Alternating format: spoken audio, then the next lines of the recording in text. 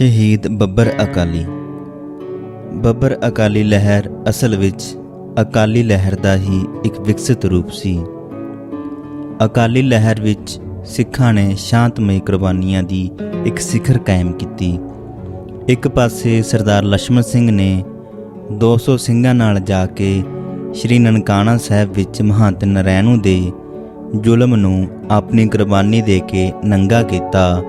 ਦੂਜੇ ਪਾਸੇ ਗੁਰੂ ਕੇ ਬਾਗ ਦੇ ਮੋਰਚੇ ਸਮੇਂ ਸਿੱਖ ਕੌਮ ਨੇ ਜਿਵੇਂ ਸਤਨਾਮ ਵਾਹਿਗੁਰੂ ਦਾ ਜਾਪ ਕਰਦਿਆਂ ਡਾਂਗਾਂ ਖਾਧੀਆਂ, ਜਿਵੇਂ ਜੈਤੋ ਦੇ ਮੋਰਚੇ ਸਮੇਂ ਗੋਲੀਆਂ ਅੱਗੇ ਛਾਤੀਆਂ ਤਾਣੀਆਂ, ਉਸਨੇ ਸਿੱਖਾਂ ਦੇ ਗਰਮ ਖਿਆਲੀਏ ਨੌਜਵਾਨਾਂ ਵਿੱਚ ਇਹ ਜਜ਼ਬਾ ਪੈਦਾ ਕਰ ਦਿੱਤਾ ਕਿ ਅੰਗਰੇਜ਼ ਦੇ ਜ਼ੁਲਮ ਦਾ ਟਾਕਰਾ ਕਰਨ ਲਈ ਸ਼ਾਂਤਮਈ ਦੇ ਨਾਲ ਹਥਿਆਰ ਚੁੱਕਣੇ ਵੀ ਜ਼ਰੂਰੀ ਹਨ। ਇਸ ਸਮੇਂ ਇਹਨਾਂ ਜੋਸ਼ੀਲੇ ਦੇਸ਼ ਭਗਤਾਂ ਤੇ ਸਿੱਖ ਦੁਲਾਰਿਆਂ ਨੇ ਇਹ ਵੀ ਮਹਿਸੂਸ ਕੀਤਾ ਕਿ ਝੋਲੀ ਚੁੱਕ ਲੋਕ ਅਕਾਲੀ ਲਹਿਰ ਨੂੰ ਤਾਰ ਪਿੱਡੋ ਕਰਨ ਦਾ ਯਤਨ ਕਰ ਰਹੇ ਹਨ। ਇਹ ਲੋਕ ਅੰਗਰੇਜ਼ਾਂ ਨੂੰ ਇਤਲਾਹਾਂ ਦਿੰਦੇ ਹਨ ਇਹਨਾਂ ਬੁੱਕਲ ਦੇ ਸੱਪਾਂ ਨੂੰ ਪਹਿਲਾਂ ਖਤਮ ਕੀਤਾ ਜਾਏ। ਇਸ ਲਈ ਪਹਿਲਾਂ ਚੱਕਰਵਰਤੀ ਜਥਾ ਬਣਾਇਆ ਤੇ ਪਿੱਛੋਂ ਇਹਨਾਂ ਨੇ ਜਦ ਬੱਬਰ ਅਕਾਲੀ ਨਾਮ ਦਾ ਅਖਬਾਰ ਕੱਢ ਲਿਆ ਤਾਂ ਇਹ ਬੱਬਰ ਅਕਾਲੀ ਜਥਾ ਅਖਵਾਉਣ ਲੱਗ ਪਿਆ। ਇਹਨਾਂ ਬੱਬਰਾਂ ਨੇ ਸਰਕਾਰ ਦੇ ਅਨੇਕਾਂ ਝੋਲੀ ਚੁੱਕ ਤੇ ਕੌਮ ਦੇ ਗਿਰਦਾਰ ਮਾਰੇ। ਪੁਲਿਸ ਨਾਲ ਕਈ ਥਾਂ ਮੁਕਾਬਲਾ ਕੀਤਾ ਤੇ ਬੀਰਤਾ ਦੀਆਂ ਅਨੇਕਾਂ ਨਵੀਆਂ ਮਿਸਾਲਾਂ ਕਾਇਮ ਕੀਤੀਆਂ। ਕਈ ਸਾਲ ਦੁਆਬੇ ਦੀ ਧਰਤੀ ਇਨਕਲਾਬੀ ਸਰਗਰਮੀਆਂ ਦਾ ਕੇਂਦਰ ਬਣੀ ਰਹੀ। 1925 ਤੱਕ ਅੰਗਰੇਜ਼ ਦੁਆਬੇ ਵਿੱਚ ਡਰਦਾ ਤੇ ਕੰਬਦਾ ਰਿਹਾ। ਭਾਵੇਂ ਇਹ ਲਹਿਰ 1926 ਵਿੱਚ ਖਤਮ ਹੋ ਗਈ, ਪਰ ਅੰਗਰੇਜ਼ਾਂ ਨੂੰ ਇਸਨੇ ਅਜਿਹੇ ਲੋਹੇ ਦੇ ਛੋਲੇ ਚਬਾਏ ਕਿ ਉਹ ਭੁੱਲ ਨਹੀਂ ਸਕਣਗੇ। ਆਜ਼ਾਦੀ ਦੀ ਲਹਿਰ ਵਿੱਚ ਇਹ ਮਹਾਨ ਅੰਦੋਲਨ ਸਿੱਧ ਹੋਇਆ। 27 ਫਰਵਰੀ 1926 ਈਸਵੀ ਨੂੰ ਬੱਬਰ ਅਕਾਲੀ ਲਹਿਰ ਦੇ 6 ਮੁਖੀਆਂ ਜਥੇਦਾਰ ਕਿਸ਼ਨ ਸਿੰਘ, ਬਾਬੂ ਸੰਤਾ ਸਿੰਘ, ਧਰਮ ਸਿੰਘ ਹਿਆਤਪੁਰ, ਸਰਦਾਰ ਕਰਮ ਸਿੰਘ ਮਾਣਕੋ, ਸਰਦਾਰ ਨੰਦ ਸਿੰਘ ਘੜਿਆਲ ਤੇ ਦਲੀਪ ਸਿੰਘ ਧਾਮੀਆਂ ਨੂੰ ਅੰਗਰੇਜ਼ ਸਰਕਾਰ ਨੇ ਫਾਂਸੀ ਤੇ ਲਟਕਾ ਦਿੱਤਾ ਸੀ। ਇਸੇ ਦਿਨ ਸ਼ਹੀਦ ਬੱਬਰਾਂ ਦੇ ਸਰੀਰ ਜ਼ਾਲਮ ਸਰਕਾਰਾਂ ਤੋਂ ਲੈ ਕੇ ਲਾਹੌਰ ਸ਼ਹਿਰ ਵਿੱਚ ਉਹਨਾਂ ਦਾ ਜਲੂਸ ਕੱਢਿਆ ਗਿਆ। ਲੱਖਾਂ ਲੋਕਾਂ ਨੇ ਇਹਨਾਂ ਕੁਰਬਾਨੀ ਦੇ ਪੁਤਲਿਆਂ ਨੂੰ ਅੰਤਮ ਸ਼ਰਧਾਂਜਲੀ ਭੇਟ ਕੀਤੀ ਤੇ ਅਖੀਰ ਇਹਨਾਂ ਮਰਜੀਵੜਿਆਂ ਦਾ ਡੇਰਾ ਸਾਹਿਬ ਦੇ ਪਿਛਲੇ ਪਾਸੇ ਰਾਵੀ ਦੇ ਕੰਢੇ ਤੇ ਅੰਤਿਮ ਸੰਸਕਾਰ ਕੀਤਾ ਗਿਆ। 6 ਬੱਬਰਾਂ ਨੂੰ ਜਿਸ ਦਿਨ ਫਾਂਸੀ ਤੇ ਲਟਕਾਇਆ ਗਿਆ, ਉਸ ਦਿਨ ਦਾ ਦ੍ਰਿਸ਼ ਸਰਦਾਰ ਸੁੰਦਰ ਸਿੰਘ ਮਖਸੂਸਪੁਰੀ ਨੇ ਆਪਣੀ ਪੁਸਤਕ ਬੱਬਰ ਅਕਾਲੀ ਲਹਿਰ ਵਿੱਚ ਇਉਂ ਬਿਆਨ ਕੀਤਾ ਹੈ। ਜਥੇਦਾਰ ਨੇ ਫਾਂਸੀ ਲੱਗਣ ਤੋਂ ਪਹਿਲੀ ਰਾਤ ਨੂੰ ਫਾਂਸੀ ਦੀ ਕੋਠੀ ਵਿੱਚੋਂ ਪਹਿਲਾਂ ਵਰਗੀ ਕੜਕਵੀਂ ਆਵਾਜ਼ ਵਿੱਚ ਕਈ ਵਾਰ ਤਕਰੀਰ ਕੀਤੀ, ਜਿਸ ਦਾ ਸਾਰ ਅੰਸ਼ ਕੁਝ ਇਸ ਤਰ੍ਹਾਂ ਸੀ। ਸਾਡੇ ਧੰਨ ਭਾਗ ਹਨ ਕਿ ਅਸੀਂ ਅੱਜ ਉਹਨਾਂ ਸੈਂਕੜੇ ਦੇਸ਼ ਭਗਤਾਂ ਦੀ ਸਫ਼ ਵਿੱਚ ਖੜ੍ਹੇ ਹੋਣ ਵਾਲੇ ਹਾਂ ਜੋ ਆਪਣੀ ਮਾਤ ਭੂਮੀ ਦੀ ਬੰਦ ਖਲਾਸ ਦਾ ਘੋਲ ਕਰਦੇ ਹੋਏ ਫਾਂਸੀ ਦੇ ਤਖਤੇ ਪੁਰ ਚੜ੍ਹੇ। ਅਸੀਂ ਅੱਜ ਕਰਮ ਸਿੰਘ, ਉਦੇ ਸਿੰਘ ਤੇ ਧੰਨਾ ਸਿੰਘ ਆਦਿ ਸ਼ਹੀਦਾਂ ਨਾਲ ਮਿਲਣ ਵਾਲੇ ਹਾਂ ਜੋ ਦੁਸ਼ਮਣ ਨਾਲ ਜੂਝਦੇ ਹੋਏ ਰਣ ਭੂਮੀ ਵਿੱਚ ਸ਼ਹੀਦ ਹੋ ਕੇ ਸਾਥੋਂ ਅੱਗੇ ਲੰਘ ਗਏ। ਅੱਜ ਸਾਡਾ ਵੈਰੀ ਵੀ ਖੁਸ਼ ਹੁੰਦਾ ਹੋਵੇਗਾ, ਪਰ ਹਕੀਕੀ ਖੁਸ਼ੀ ਸਾਨੂੰ ਹੈ ਕਿਉਂਕਿ ਅਸੀਂ ਆਪਣਾ ਬਚਨ ਤੇ ਫਰਜ਼ ਪੂਰਾ ਕਰ ਰਹੇ ਹਾਂ ਅਤੇ ਅਮਰ ਹੋ ਰਹੇ ਹਾਂ। ਦੁਸ਼ਮਣ ਦੀ ਖੁਸ਼ੀ ਵਕਤੀ ਹੈ। ਉਹ ਸਮਝਦਾ ਹੈ ਕਿ ਸਾਨੂੰ ਰਸਤੇ ਵਿੱਚੋਂ ਦੂਰ ਕਰਕੇ ਉਹ ਬੇਫਿਕਰੀ ਨਾਲ ਭਾਰਤ ਨੂੰ ਲੁੱਟ ਸਕੇਗਾ, ਪਰ ਇਹ ਉਸ ਦੀ ਭੁੱਲ ਹੈ। ਸ਼ਹੀਦਾਂ ਦੇ ਖੂਨ ਦੇ ਕਤਰੇ ਇਨਕਲਾਬੀ ਸ਼ਕਤੀ ਦੇ ਬੀਜ ਹਨ ਜੋ ਦੁਨੀਆ ਵਿੱਚੋਂ ਸਦਾ ਲਈ ਜ਼ੁਲਮ ਤੇ ਜ਼ਬਰ ਦਾ ਨਾਸ਼ ਕਰ ਦੇਣਗੇ। ਉਹ ਦਿਨ ਬਹੁਤ ਨੇੜੇ ਹੈ ਜਦ ਇਹ ਸ਼ਕਤੀ ਭਾਰਤ ਵਿੱਚੋਂ ਬਰਤਾਨਵੀ ਹੁਕੂਮਤ ਦੀ ਜੜ ਉਖੇੜ ਦੇਵੇਗੀ। ਸ਼ਹੀਦਾਂ ਦਾ ਖੂਨ ਇਸ ਇਨਕਲਾਬੀ ਸ਼ਕਤੀ ਨੂੰ ਪ੍ਰਚੰਡ ਕਰ ਰਿਹਾ ਹੈ। ਸ਼ੁਕਰ ਹੈ ਕਿ ਸਾਨੂੰ ਵੀ ਇਸ ਮਹਾਨ ਸ਼ਕਤੀ ਦਾ ਇੱਕ ਤੁੱਛ ਹਿੱਸਾ ਬਣਨ ਦਾ ਮਾਣ ਪ੍ਰਾਪਤ ਹੋਇਆ ਹੈ।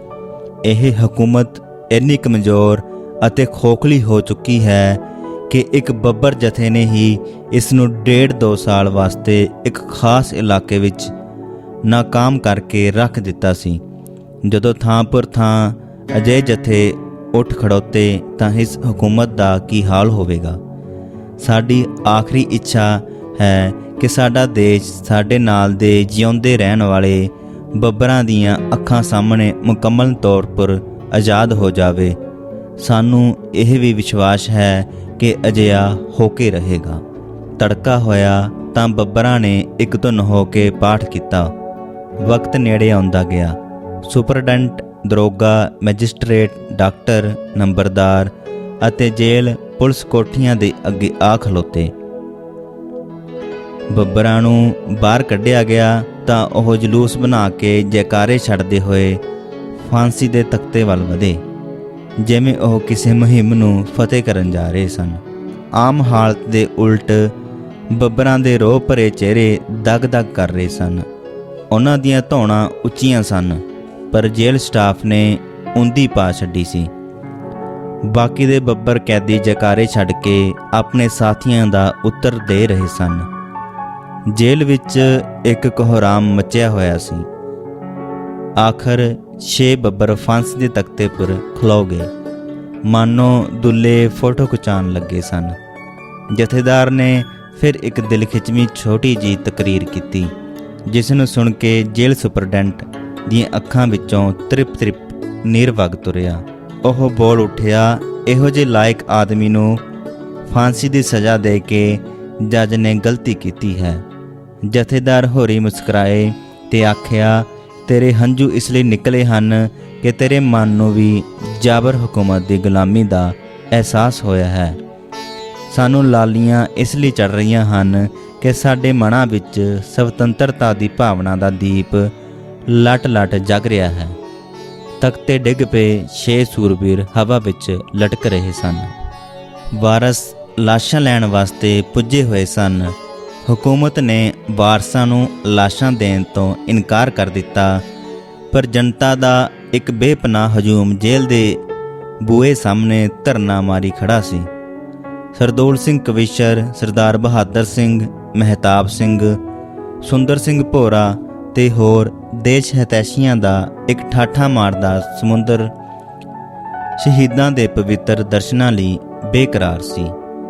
ਇਹਨਾਂ ਦੇਸ਼ ਹਿਤੈਸ਼ੀਆਂ ਨੇ ਗਵਰਨਰ ਨੂੰ ਕਿਹਾ ਕਿ ਲਾਸ਼ਾਂ ਨਾ ਦਿੱਤੀਆਂ ਗਈਆਂ ਤਾਂ ਸਗੋਂ ਵਧੇਰੇ ਤਿੱਖਣ ਉਭਾਰ ਦਾ ਆਉਣਾ ਯਕੀਨੀ ਬਣ ਜਾਏਗਾ। ਗਵਰਨਰ ਉੱਤੇ ਪੰਜਾਬ ਦੇ ਇਹਨਾਂ ਪਤਵੰਦਿਆਂ ਦੀ ਨੇਕ ਸਲਾਹ ਦਾ ਅਸਰ ਹੋਇਆ ਤਾਂ ਕਿਤੋਂ 2 ਵਜੇ ਜਾ ਕੇ ਲਾਸ਼ਾਂ ਵਾਰਸਾਂ ਦੇ ਹਵਾਲੇ ਕੀਤੀਆਂ ਗਈਆਂ। ਉਦੋਂ ਤੱਕ ਜੇਲ੍ਹ ਦੇ ਸਭ ਕੈਦੀ ਆਪਣੀ ਆਪਣੀ ਥਾਂ ਬੰਦ ਰੱਖੇ ਗਏ। ਜਨਤਾ ਦੇ ਸ਼ਹੀਦ ਜਨਤਾ ਨੂੰ ਮਿਲਣ ਦੀ ਦੇਰ ਸੀ ਕਿ ਦੇਸ਼ ਭਗਤੀ ਦਾ ਗੁੱਝਾ ਜਜ਼ਬਾ ਅਮਲੀ ਰੂਪ ਵਿੱਚ ਸ਼ਹੀਦਾਂ ਦੇ ਬੇਜਾਨ ਜਿਸਮ ਉਦਾਲੇ ਭੰਵਟਾਂ ਵਾਂਗ ਜੁੜ ਗਿਆ। ਆਖਰ ਇਹਨਾਂ ਮਰਜੀਵੜਿਆਂ ਦਾ ਡੇਰਾ ਸਾਹਿਬ ਦੇ ਪਿਛਲੇ ਪਾਸੇ ਰਾਵੀ ਦੇ ਕਿਨਾਰੇ ਸੰਸਕਾਰ ਕੀਤਾ ਗਿਆ। ਕਿਸ਼ਨ ਸਿੰਘ ਗੜਗੱਜ ਬੱਬਰ ਅਕਾਲੀ ਲਹਿਰ ਦੇ ਮੋਢੀ ਤੇ ਮੁਖੀ ਆਗੂ ਜਥੇਦਾਰ ਕਿਸ਼ਨ ਸਿੰਘ ਸਨ, ਜਿਨ੍ਹਾਂ ਨੇ ਦੁਆਬੇ ਵਿੱਚ ਥਾਂ ਫਿਰ ਕੇ ਅੰਗਰੇਜ਼ ਸਰਕਾਰ ਵਿਰੁੱਧ ਲੋਕਾਂ ਨੂੰ ਬਗਾਵਤ ਕਰਨ ਲਈ ਤਿਆਰ ਕੀਤਾ ਅਤੇ ਆਜ਼ਾਦੀ ਪ੍ਰਾਪਤ ਕਰਨ ਲਈ ਵੱਖ-ਵੱਖ ਥਾਵਾਂ ਤੇ ਹੋ ਰਹੇ ਯਤਨਾਂ ਨੂੰ ਇੱਕ ਜਥੇਬੰਦਕ ਰੂਪ ਦੇ ਕੇ ਬਹੁਤ ਵੱਡੀ ਤਾਕਤ ਬਣਾਇਆ। ਜਥੇਦਾਰ ਕਿਸ਼ਨ ਸਿੰਘ ਪਿੰਡ ਬੜਿੰਗ, ਜ਼ਿਲ੍ਹਾ ਜਲੰਧਰ ਦੇ ਰਹਿਣ ਵਾਲੇ ਸਨ। ਪੜ੍ਹੇ ਲਿਖੇ, ਸੋਹਣੇ ਸਰੀਰ ਵਾਲੇ ਗੱਭਰੂ ਜਵਾਨ ਸਨ। ਫੌਜ ਵਿੱਚ ਭਰਤੀ ਹੋ ਗਏ ਤੇ ਹਵਾਲਦਾਰ ਮੇਜਰ ਬਣ ਗਏ। ਜਦ ਜਲਿਆਂਵਾਲੇ ਬਾਗ ਦਾ ਸਾਕਾ ਹੋਇਆ ਤਾਂ ਆਪ ਦੇ ਦਿਲ ਵਿੱਚ ਬਰਤਾਨੀਆ ਸਰਕਾਰ ਵਿਰੁੱਧ ਨਫ਼ਰਤ ਪੈਦਾ ਹੋ ਗਈ। ਆਪਣੇ ਇਸ ਜਜ਼ਬੇ ਨੂੰ ਦਬਾਉਣ ਦੀ ਥਾਂ ਸਰਦਾਰ ਕਿਸ਼ਨ ਸਿੰਘ ਨੇ ਫੌਜ ਵਿੱਚ ਹੀ ਅੰਗਰੇਜ਼ ਸਰਕਾਰ ਵਿਰੁੱਧ ਪ੍ਰਚਾਰ ਕਰਨਾ ਸ਼ੁਰੂ ਕਰ ਦਿੱਤਾ। ਵੱਡੇ ਅਫਸਰਾਂ ਨੂੰ ਪਤਾ ਲੱਗ ਗਿਆ ਤੇ 28 ਦਿਨਾਂ ਦੀ ਕੋਰਟ ਮਾਰਸ਼ਲ ਦੀ ਸਜ਼ਾ ਹੋਈ। ਇਸ ਤੋਂ ਪਿੱਛੋਂ ਨੌਕਰੀ ਛੱਡ ਦਿੱਤੀ ਤੇ ਪੈਨਸ਼ਨ ਲੈ ਕੇ ਘਰ ਆ ਗਏ। ਉਦੋਂ ਆਪ ਦੀ ਉਮਰ ਮਸਾਂ 30-31 ਸਾਲ ਦੀ ਹੋਵੇਗੀ। 1920 ਵਿੱਚ ਅਕਾਲੀ ਲਹਿਰ ਸ਼ੁਰੂ ਹੁੰਦਿਆਂ ਹੀ ਅਕਾਲੀ ਬਣ ਗਏ ਤੇ ਬਹੁਤ ਛੇਤੀ ਅਕਾਲੀ ਆਗੂਆਂ ਵਿੱਚ ਗਿਣੇ ਜਾਣ ਲੱਗ ਪਏ। ਇੱਥੋਂ ਤੱਕ ਕਿ ਇੱਕ ਵਾਰ ਆਪ ਨੂੰ ਸ਼੍ਰੋਮਣੀ ਅਕਾਲੀ ਦਲ ਦਾ ਜਨਰਲ ਸਕੱਤਰ ਚੁਣ ਲਿਆ ਗਿਆ। ਮਾਰਚ 1921 ਵਿੱਚ ਹੁਸ਼ਿਆਰਪੁਰ ਵਿੱਚ ਸਿੱਖ ਵਿਦਿਅਕ ਕਾਨਫਰੰਸ ਹੋਈ। ਇਸ ਸਮੇਂ ਪੰਜਾਬ ਭਰ ਵਿੱਚ ਗਰਮ ਖਿਆਲੀਏ ਸਿੱਖ ਆਗੂਆਂ ਦੀ ਇੱਕ ਵੱਖਰੀ ਮੀਟਿੰਗ ਹੋਈ। ਇਸ ਮੀਟਿੰਗ ਵਿੱਚ ਸਰਦਾਰ ਕਿਸ਼ਨ ਸਿੰਘ ਨੇ ਵਿਚਾਰ ਪ੍ਰਗਟ ਕੀਤਾ ਕਿ ਸ਼ਾਂਤਮਈ ਨਾਲ ਕੁਝ ਨਹੀਂ ਬਣਨਾ, ਇਸ ਲਈ ਹਥਿਆਰਬੰਦ ਬਗਾਵਤ ਦੀ ਤਿਆਰੀ ਕਰਨੀ ਚਾਹੀਦੀ ਹੈ। ਇਸੇ ਮੀਟਿੰਗ ਵਿੱਚ ਫੈਸਲਾ ਕੀਤਾ ਗਿਆ ਕਿ ਨਨਕਾਣਾ ਸਾਹਿਬ ਦੇ ਸਾਕੇ ਦੇ ਜ਼ਿੰਮੇਵਾਰ ਨੂੰ ਕਤਲ ਕਰ ਦਿੱਤਾ ਜਾਏ। ਸਭ ਤੋਂ ਪਹਿਲਾਂ ਇੱਕ ਅੰਗਰੇਜ਼ ਅਫਸਰ ਨੂੰ ਮਾਰਨ ਦੀ ਵਿਉਂਤ ਬਣੀ। ਉਹਨੂੰ ਮਾਰਨ ਲਈ ਗਏ 2 ਬੰਦੇ ਲਾਹੌਰ ਵਿੱਚ ਪਹਿਲਾਂ ਹੀ ਫੜੇ ਗਏ ਤੇ ਪੁਲਿਸ ਨੇ ਪੜਤਾਲ ਕਰਦਿਆਂ ਹੁਸ਼ਿਆਰਪੁਰ ਵਿੱਚ ਹੋਈ ਸਾਜ਼ਿਸ਼ ਦਾ ਭੇਦ ਲੱਭ ਲਿਆ, ਜਿਸ ਦੇ ਸਿੱਟੇ ਵਜੋਂ ਜਥੇਦਾਰ ਕਿਸ਼ਨ ਸਿੰਘ ਤੇ ਉਸ ਮੀਟਿੰਗ ਵਿੱਚ ਸ਼ਾਮਲ ਦੂਜੇ ਸਾਰੇ ਬੰਦਿਆਂ ਦੇ ਵਾਰੰਟ ਜਾਰੀ ਹੋ ਗਏ। ਬਸ ਜਥੇਦਾਰ ਕਿਸ਼ਨ ਸਿੰਘ ਇਸੇ ਦਿਨ ਤੋਂ ਮਫਰੂਰ ਹੋ ਗਏ। ਪੁਲਿਸ ਨੇ ਇਹਨਾਂ ਦੀ ਗ੍ਰਿਫਤਾਰੀ ਲਈ 200 ਰੁਪਏ ਇਨਾਮ ਨਿਯਤ ਕੀਤਾ। ਜਥੇਦਾਰ ਕਿਸ਼ਨ ਸਿੰਘ ਨੇ ਕਿਤੇ ਲੁੱਕ ਕੇ ਬਹਿਣ ਦੀ ਬਜਾਏ ਥਾਂ ਫਿਰ ਕੇ ਸ਼ਾਂਤਮਈ ਤਿਆਗਨ ਤੇ ਅੰਗਰੇਜ਼ ਅਫਸਰ ਨੂੰ ਖਤਮ ਕਰਨ ਲਈ ਬਗਾਵਤ ਦਾ ਪ੍ਰਚਾਰ ਸ਼ੁਰੂ ਕਰ ਦਿੱਤਾ। ਥੋੜੇ ਦਿਨਾਂ ਵਿੱਚ ਹੀ ਸੰਤ ਕਰਤਾਰ ਸਿੰਘ, ਸਰਦਾਰ ਬੇਲਾ ਸਿੰਘ ਪ੍ਰਾਗਪੁਰੀਆ, ਚੰਦਾ ਸਿੰਘ ਪਲਾਹੀ, ਬਾਬੂ ਸੰਤਾ ਸਿੰਘ, ਮਾਸਟਰ ਮੋਤਾ ਸਿੰਘ, ਸਰਦਾਰ ਕਰਮ ਸਿੰਘ ਦੌਲਤਪੁਰ, ਸਰਦਾਰ ਕਰਮ ਸਿੰਘ ਝਿੰਗੜ, ਆਸਾ ਸਿੰਘ ਤੇ ਮਾਸਟਰ ਦਲੀਪ ਸਿੰਘ ਗੋਸਲ ਆਦਿ ਸਭ ਗਰਮ ਖਿਆਲੀਏ ਇਨਕਲਾਬੀ ਇੱਕ ਦੂਜੇ ਨੂੰ ਮਿਲ ਪਏ ਤੇ ਇਹਨਾਂ ਨੇ ਚੱਕਰਵਰਤੀ ਜਥਾ ਬਣਾ ਲਿਆ। ਥਾਂ ਇਹ ਦੀਵਾਨ ਕਰਦੇ ਤੇ ਹਰ ਦੀਵਾਨ ਵਿੱਚ 1-2 ਬੰਦੇ ਹੋਰ ਨਵੇਂ ਇਹਨਾਂ ਨਾਲ ਰਲ ਜਾਂਦੇ। ਪੁਲਿਸ ਇਹਨਾਂ ਦੇ ਮਗਰ ਫਿਰਨ ਲੱਗ ਪਈ, ਪਰ ਇਹਨਾਂ ਦੇ ਨੇੜੇ ਆਉਣ ਦਾ ਕਿਸੇ ਪੁਲਿਸੀਏ ਨੂੰ ਹੌਸਲਾ ਨਾ ਪੈਂਦਾ। ਇਹਨਾਂ ਐਲਾਨ ਕੀਤਾ ਹੋਇਆ ਸੀ ਕਿ ਅਸੀਂ ਜਿਉਂਦਿਆਂ ਕਾਬੂ ਨਹੀਂ ਆਉਣਾ ਤੇ ਜਦ ਤੱਕ ਸਾਡਾ ਵਾਹ ਚੱਲਿਆ ਕਿਸੇ ਫੜਨ ਵਾਲੇ ਨੂੰ ਜਿਉਂਦਿਆਂ ਨਹੀਂ ਛੱਡਣਾ। ਸਾਰੇ ਬੱਬਰ ਅਕਾਲੀਆਂ ਵਿੱਚ ਗਰਮ ਤੇ ਧੜੱਲੇਦਾਰ ਤਕਰੀਰ ਜਥੇਦਾਰ ਕਿਸ਼ਨ ਸਿੰਘ ਦੀ ਹੁੰਦੀ ਸੀ। ਜਥੇਦਾਰ ਕਿਸ਼ਨ ਸਿੰਘ ਦੀ ਅਗਵਾਈ ਹੇਠਾਂ ਬੱਬਰਾਂ ਨੇ ਸਭ ਤੋਂ ਪਹਿਲਾ ਕੰਮ ਇਹ ਕੀਤਾ ਕਿ ਕੀਰਤਪੁਰ ਤੇ ਅਨੰਦਪੁਰ ਸਾਹਿਬ ਮਹੰਤਾਂ ਤੋਂ ਆਜ਼ਾਦ ਕਰਵਾਏ।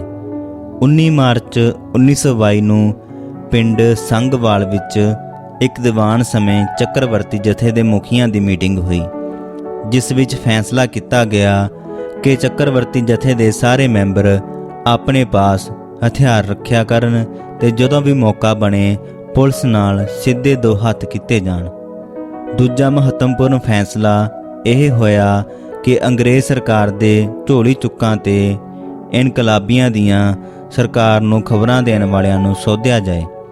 ਪਿੱਛੋਂ ਇਹ ਬੱਬਰ ਅਕਾਲੀਆਂ ਦਾ ਮੁੱਖ ਕੰਮ ਬਣ ਗਿਆ। ਇਸ ਪਿੱਛੋਂ ਜਥੇਦਾਰ ਕਿਸ਼ਨ ਸਿੰਘ ਨੇ ਜਲੰਧਰ ਛਾਉਣੀ ਦੇ ਕਈ ਫੌਜੀਆਂ ਨਾਲ ਸੰਪਰਕ ਬਣਾਇਆ ਤੇ ਉਹਨਾਂ ਕੋਲੋਂ ਸਿੱਕਾ ਬਾਰੂਦ ਲਿਆ। ਅੱਗੋਂ ਲਈ ਵੀ ਅਸਲਾ ਪ੍ਰਾਪਤ ਕਰਨ ਦੇ ਵਸੀਲੇ ਬਣਾ ਲਏ। ਫਿਰ ਕਈ ਸਕੂਲਾਂ ਵਿੱਚ ਫਿਰ ਕੇ ਵਿਦਿਆਰਥੀਆਂ ਅੰਦਰ ਇਨਕਲਾਬੀ ਰੁਚੀਆਂ ਦਾ ਪ੍ਰਚਾਰ ਕੀਤਾ।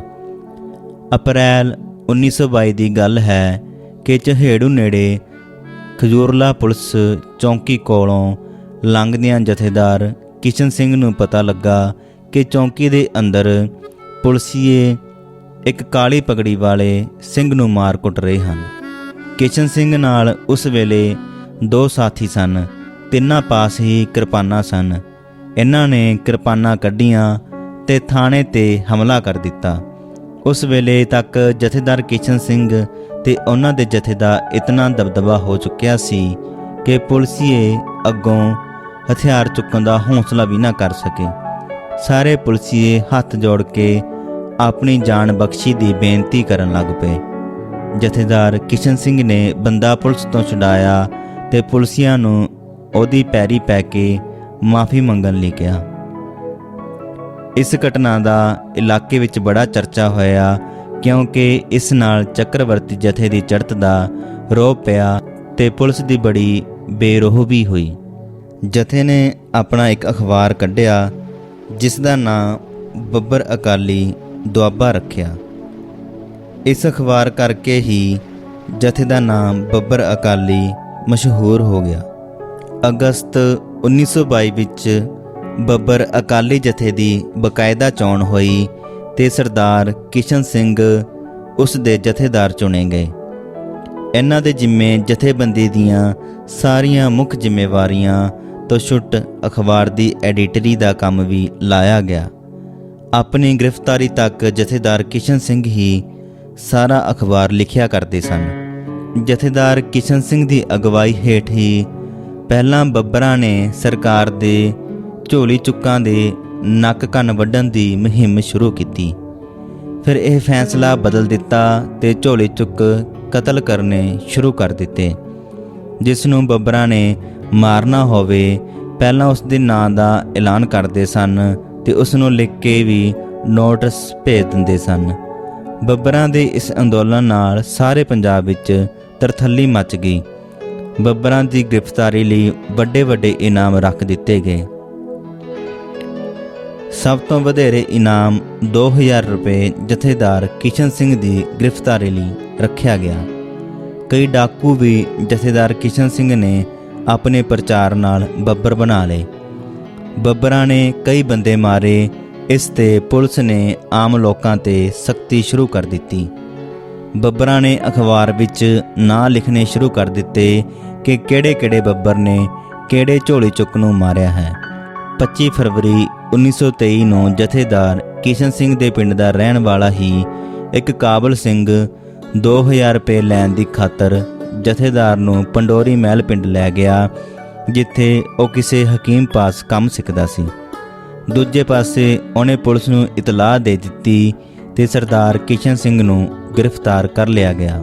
ਜਥੇਦਾਰ ਕਿਸ਼ਨ ਸਿੰਘ ਨੂੰ ਕਿਸੇ ਨੇੜੇ ਦੀ ਜੇਲ੍ਹ ਵਿੱਚ ਰੱਖਣਾ ਵੀ ਸਰਕਾਰ ਨੇ ਖਤਰਨਾਕ ਸਮਝਿਆ ਤੇ ਦੂਰ ਮੀਆਂ ਵਾਲੀ ਜੇਲ੍ਹ ਵਿੱਚ ਭੇਜ ਦਿੱਤਾ। ਬਾਕੀ ਸਾਰੇ ਗ੍ਰਿਫਤਾਰ ਹੋਏ ਬੱਬਰਾਂ ਨੂੰ ਲਾਹੌਰ ਇਕੱਠੇ ਕਰ ਦਿੱਤਾ ਗਿਆ। 28 ਫਰਵਰੀ 1925 ਨੂੰ ਜਥੇਦਾਰ ਵਿਰੁੱਧ ਮੁਕੱਦਮੇ ਦਾ ਫੈਸਲਾ ਸੁਣਾਇਆ ਗਿਆ ਤੇ ਫਾਂਸੀ ਦੀ ਸਜ਼ਾ ਦਿੱਤੀ ਗਈ। ਜੱਜ ਨੇ ਆਪਣੇ ਫੈਸਲੇ ਵਿੱਚ ਲਿਖਿਆ ਕਿ ਜਥੇਦਾਰ ਕਿਸ਼ਨ ਸਿੰਘ ਬੜਿੰਗ ਬੱਬਰ ਅਕਾਲੀ ਸਾਜ਼ਿਸ਼ ਦਾ ਮੋਢੀ, ਜਥੇਬੰਦ ਕਰਨ ਵਾਲਾ ਤੇ ਲਹਿਰ ਦਾ ਦਿਮਾਗ ਹੈ। ਹਾਈ ਕੋਰਟ ਵਿੱਚ ਅਪੀਲ ਵੀ ਕੀਤੀ ਗਈ, ਪਰ ਉੱਥੇ ਕਈ ਬੱਬਰਾਂ ਦੀ ਸਜ਼ਾ ਵੱਧ ਗਈ। ਪਹਿਲੇ ਬੱਬਰ ਕੇਸ ਵਿੱਚ ਜਿਨ੍ਹਾਂ 6 ਬੱਬਰਾਂ ਨੂੰ ਫਾਂਸੀ ਦੀ ਸਜ਼ਾ ਹੋਈ, ਉਹਨਾਂ ਵਿੱਚੋਂ ਸਭ ਤੋਂ ਪਹਿਲਾ ਨਾਂ ਜਥੇਦਾਰ ਕਿਸ਼ਨ ਸਿੰਘ ਦਾ ਸੀ। ਕਰਮ ਸਿੰਘ ਝਿੰਗੜ। ਸਰਦਾਰ ਕਰਮ ਸਿੰਘ ਝਿੰਗੜ ਵੀ ਬੱਬਰ ਅਕਾਲੀ ਲਹਿਰ ਦੇ ਮੁਖੀਆਂ ਵਿੱਚੋਂ ਇੱਕ ਸਨ। ਇਹ ਪਿੰਡ ਝਿੰਗੜ ਜ਼ਿਲ੍ਹਾ ਜਲੰਧਰ ਦੇ ਵਸਨੀਕ ਸਨ ਤੇ ਜਦ ਧੜਾ ਧੜ ਪੰਜਾਬੀ ਕੈਨੇਡਾ ਜਾਣ ਲੱਗ ਗਏ ਤਾਂ ਸਰਦਾਰ ਕਰਮ ਸਿੰਘ ਵੀ ਕਮਾਈ ਦੀ ਨੀਅਤ ਨਾਲ ਹੀ ਕੈਨੇਡਾ ਚਲੇ ਗਏ। ਉੱਥੇ ਜਾ ਕੇ ਆਜ਼ਾਦ ਤੇ ਗੁਲਾਮ ਕੌਮਾਂ ਦੇ ਜੀਵਨ ਵਿੱਚ ਫਰਕ ਦੇਖਿਆ ਤੇ ਆਜ਼ਾਦੀ ਦੀ ਇੱਛਾ ਪ੍ਰਬਲ ਹੋ ਗਈ। ਵੈਨਕੂਵਰ ਵਿੱਚ ਪੰਜਾਬੀਆਂ ਨੇ ਗਦਰ ਪਾਰਟੀ ਬਣਾ ਲਈ ਤਾਂ ਸਰਦਾਰ ਕਰਮ ਸਿੰਘ ਵੀ ਉਸ ਵਿੱਚ ਸ਼ਾਮਲ ਹੋ ਗਏ ਤੇ ਪਾਰਟੀ ਨੇ ਜਿਹੜਾ ਵੀ ਕੰਮ ਸੌਂਪਿਆ ਉਹਨੂੰ ਦਿਨ ਰਾਤ ਇੱਕ ਕਰਕੇ ਕਰਦੇ ਰਹੇ। ਅਖੀਰ ਗਦਰ ਪਾਰਟੀ ਦੇ ਆਗੂਆਂ ਨੇ ਫੈਸਲਾ ਕੀਤਾ ਕਿ ਸਾਰੇ ਭਾਰਤ ਚੱਲੀਏ ਤੇ ਉੱਥੇ ਇਨਕਲਾਬ ਲਿਆਉਣ ਦਾ ਯਤਨ ਕੀਤਾ ਜਾਏ। ਸਰਦਾਰ ਕਰਮ ਸਿੰਘ ਨੇ ਵੀ ਕੰਮ ਛੱਡ ਦਿੱਤਾ ਤੇ ਵਾਪਸ ਭਾਰਤ ਆ ਗਏ। ਆਪ ਦਸੰਬਰ 1914 ਈਸਵੀ ਵਿੱਚ ਭਾਰਤ ਆਏ। ਬੰਦਰਗਾਹ ਤੇ ਸਰਕਾਰ ਨੇ ਬੜਾ ਸਖਤ ਪ੍ਰਬੰਧ ਕੀਤਾ ਹੋਇਆ ਸੀ, ਪਰ ਸਰਦਾਰ ਕਰਮ ਸਿੰਘ ਬਚ ਕੇ ਨਿਕਲ ਆਏ। ਪਿੱਛੋਂ ਜਦੋਂ ਗਦਰ ਫੇਲ ਹੋ ਗਿਆ ਤਾਂ ਸਰਕਾਰ ਨੂੰ ਪਤਾ ਲੱਗਾ ਕਿ ਕਰਮ ਸਿੰਘ ਵੀ ਗਦਰੀਆਂ ਵਿੱਚ ਸਰਗਰਮ ਸੀ, ਤਾਂ ਇਹਨਾਂ ਨੂੰ ਪਿੰਡ ਵਿੱਚ ਜੂ ਬੰਦ ਕਰ ਦਿੱਤਾ। 1918 ਤੱਕ ਇਹ ਪਾਬੰਦੀ ਲੱਗੀ ਰਹੀ। ਪਹਿਲਾ ਸੰਸਾਰ ਯੁੱਧ ਮੁੱਕਣ ਤੇ ਇਹ ਪਾਬੰਦੀ ਚੁੱਕੀ ਗਈ। ਜਲਿਆਂਵਾਲੇ ਬਾਗ ਦੇ ਸਾਕੇ ਪਿੱਛੋਂ ਸਰਦਾਰ ਕਰਮ ਸਿੰਘ ਫਿਰ ਸਰਗਰਮ ਹੋ ਗਏ। ਇੱਕ ਪਾਸੇ 1920 ਵਿੱਚ ਸ਼੍ਰੋਮਣੀ ਅਕਾਲੀ ਦਲ ਦੇ ਮੈਂਬਰ ਬਣ ਗਏ ਤੇ ਦੂਜੇ ਪਾਸੇ ਕਾਂਗਰਸ ਦੇ ਕੰਮਾਂ ਵਿੱਚ ਵੀ ਜੁੜ ਪਏ, ਪਰ ਆਪ ਦਾ ਵਿਸ਼ਵਾਸ ਸ਼ਾਂਤਮਈ ਤਰੀਕਿਆਂ ਤੋਂ ਉੱਠ ਚੁੱਕਿਆ ਸੀ। ਉਹਨਾਂ ਨੇ ਨਨਕਾਣਾ ਸਾਹਿਬ ਦੇ ਸਾਕੇ ਪਿੱਛੋਂ ਖੁੱਲ੍ਹ ਕੇ ਹਥਿਆਰਬੰਦ ਬਗਾਵਤ ਕਰਨ ਤੇ ਅੰਗਰੇਜ਼ ਸਰਕਾਰ ਦਾ ਤਖਤਾ ਉਲਟਾਉਣ ਦਾ ਪ੍ਰਚਾਰ ਸ਼ੁਰੂ ਕਰ ਦਿੱਤਾ। ਮਾਰਚ 1921 ਵਿੱਚ ਇੱਕ ਦੀਵਾਨ ਮਹਾਲਪੁਰ ਵਿੱਚ ਰੱਖਿਆ ਗਿਆ ਜਿਸ ਵਿੱਚ ਸਰਦਾਰ ਕਰਮ ਸਿੰਘ ਝਿੰਗੜ ਨੇ ਬੜੀ ਜਜ਼ਬਾਤੀ ਤੇ ਬਗਾਵਤ ਭਰੀ ਤਕਰੀਰ ਕੀਤੀ। ਦੂਜੀ ਤਕਰੀਰ ਕੁੱਕੜ ਮੁਜ਼ਾਹਰੇ ਵਿੱਚ ਕੀਤੀ। ਅੰਗਰੇਜ਼ ਸਰਕਾਰ ਨੇ ਵਾਰੰਟ ਗ੍ਰਿਫਤਾਰੀ ਜਾਰੀ ਕਰ ਦਿੱਤੇ ਤੇ ਸਰਦਾਰ ਕਰਮ ਸਿੰਘ ਨੇ ਗ੍ਰਿਫਤਾਰੀ ਨਾ ਦੇਣ ਦਾ ਫੈਸਲਾ ਕਰ ਲਿਆ ਤੇ ਚੱਕਰਵਰਤੀ ਬਣ ਗਏ। ਦੁਆਬੇ ਵਿੱਚ ਇਸੇ ਤਰ੍ਹਾਂ ਵਿਅਕਤੀਗਤ ਰੂਪ ਵਿੱਚ ਅਨੇਕਾਂ ਹੋਰ ਬੰਦੇ ਬਗਾਵਤ ਦਾ ਪ੍ਰਚਾਰ ਕਰਦੇ ਰਹੇ। ਜਿਨ੍ਹਾਂ ਦੇ ਵਾਰੰਟ ਨਿਕਲ ਜਾਂਦੇ ਉਹ ਗੁਪਤ ਵਿਚਰਨ ਲੱਗ ਪੈਂਦੇ। ਇਉਂ ਚੱਕਰਵਰਤੀ ਜਥਾ ਬਣ ਗਿਆ। ਛੇਤੀ ਹੀ ਜਥੇਦਾਰ ਕਿਸ਼ਨ ਸਿੰਘ ਗੱਜ ਤੇ ਹੋਰ ਸਾਥੀ ਮਿਲ ਕੇ ਤੁਰਨ ਲੱਗ ਪਏ। ਇਹਨਾਂ ਨੇ ਰੋਜ਼ 2 ਪਿੰਡਾਂ ਵਿੱਚ ਦੀਵਾਨ ਕਰਨੇ ਸ਼ੁਰੂ ਕਰ ਦਿੱਤੇ। ਦੀਵਾਨਾਂ ਵਿੱਚ ਗਰਮ ਤਕਰੀਰਾਂ ਕਰਕੇ ਤੇ ਲੋਕਾਂ ਨੂੰ ਉਕਸਾ ਕੇ ਆਪ ਅੱਗੇ ਨਿਕਲ ਜਾਂਦੇ। ਇਹਨਾਂ ਨੇ ਦੁਆਬੇ ਤੋਂ ਛੁੱਟ ਲੁਧਿਆਣੇ ਤੇ ਅੰਬਾਲਾ ਜ਼ਿਲ੍ਹੇ ਤੱਕ ਦਾ ਦੌਰਾ ਕਰਕੇ ਸੈਂਕੜੇ ਦੀਵਾਨਾਂ ਵਿੱਚ ਤਕਰੀਰਾਂ ਕਰਕੇ ਲੋਕਾਂ ਨੂੰ ਅੰਗਰੇਜ਼ ਸਰਕਾਰ ਦਾ ਤਖਤਾ ਉਲਟਾਉਣ ਦੀ ਪ੍ਰੇਰਨਾ ਕੀਤੀ। ਇਹਨਾਂ ਦਿਨਾਂ ਵਿੱਚ ਸਰਦਾਰ ਕਰਮ ਸਿੰਘ ਝਿੰਗੜ ਨੇ ਜਥੇ ਸਮੇਤ ਜਾ ਕੇ ਮਹੰਤਾਂ ਤੋਂ ਸ਼੍ਰੀ ਅਨੰਦਪੁਰ ਸਾਹਿਬ ਤੇ ਕੀਰਤਪੁਰ ਸਾਹਿਬ ਦੇ ਗੁਰਦੁਆਰੇ ਆਜ਼ਾਦ ਕਰ ਲਏ।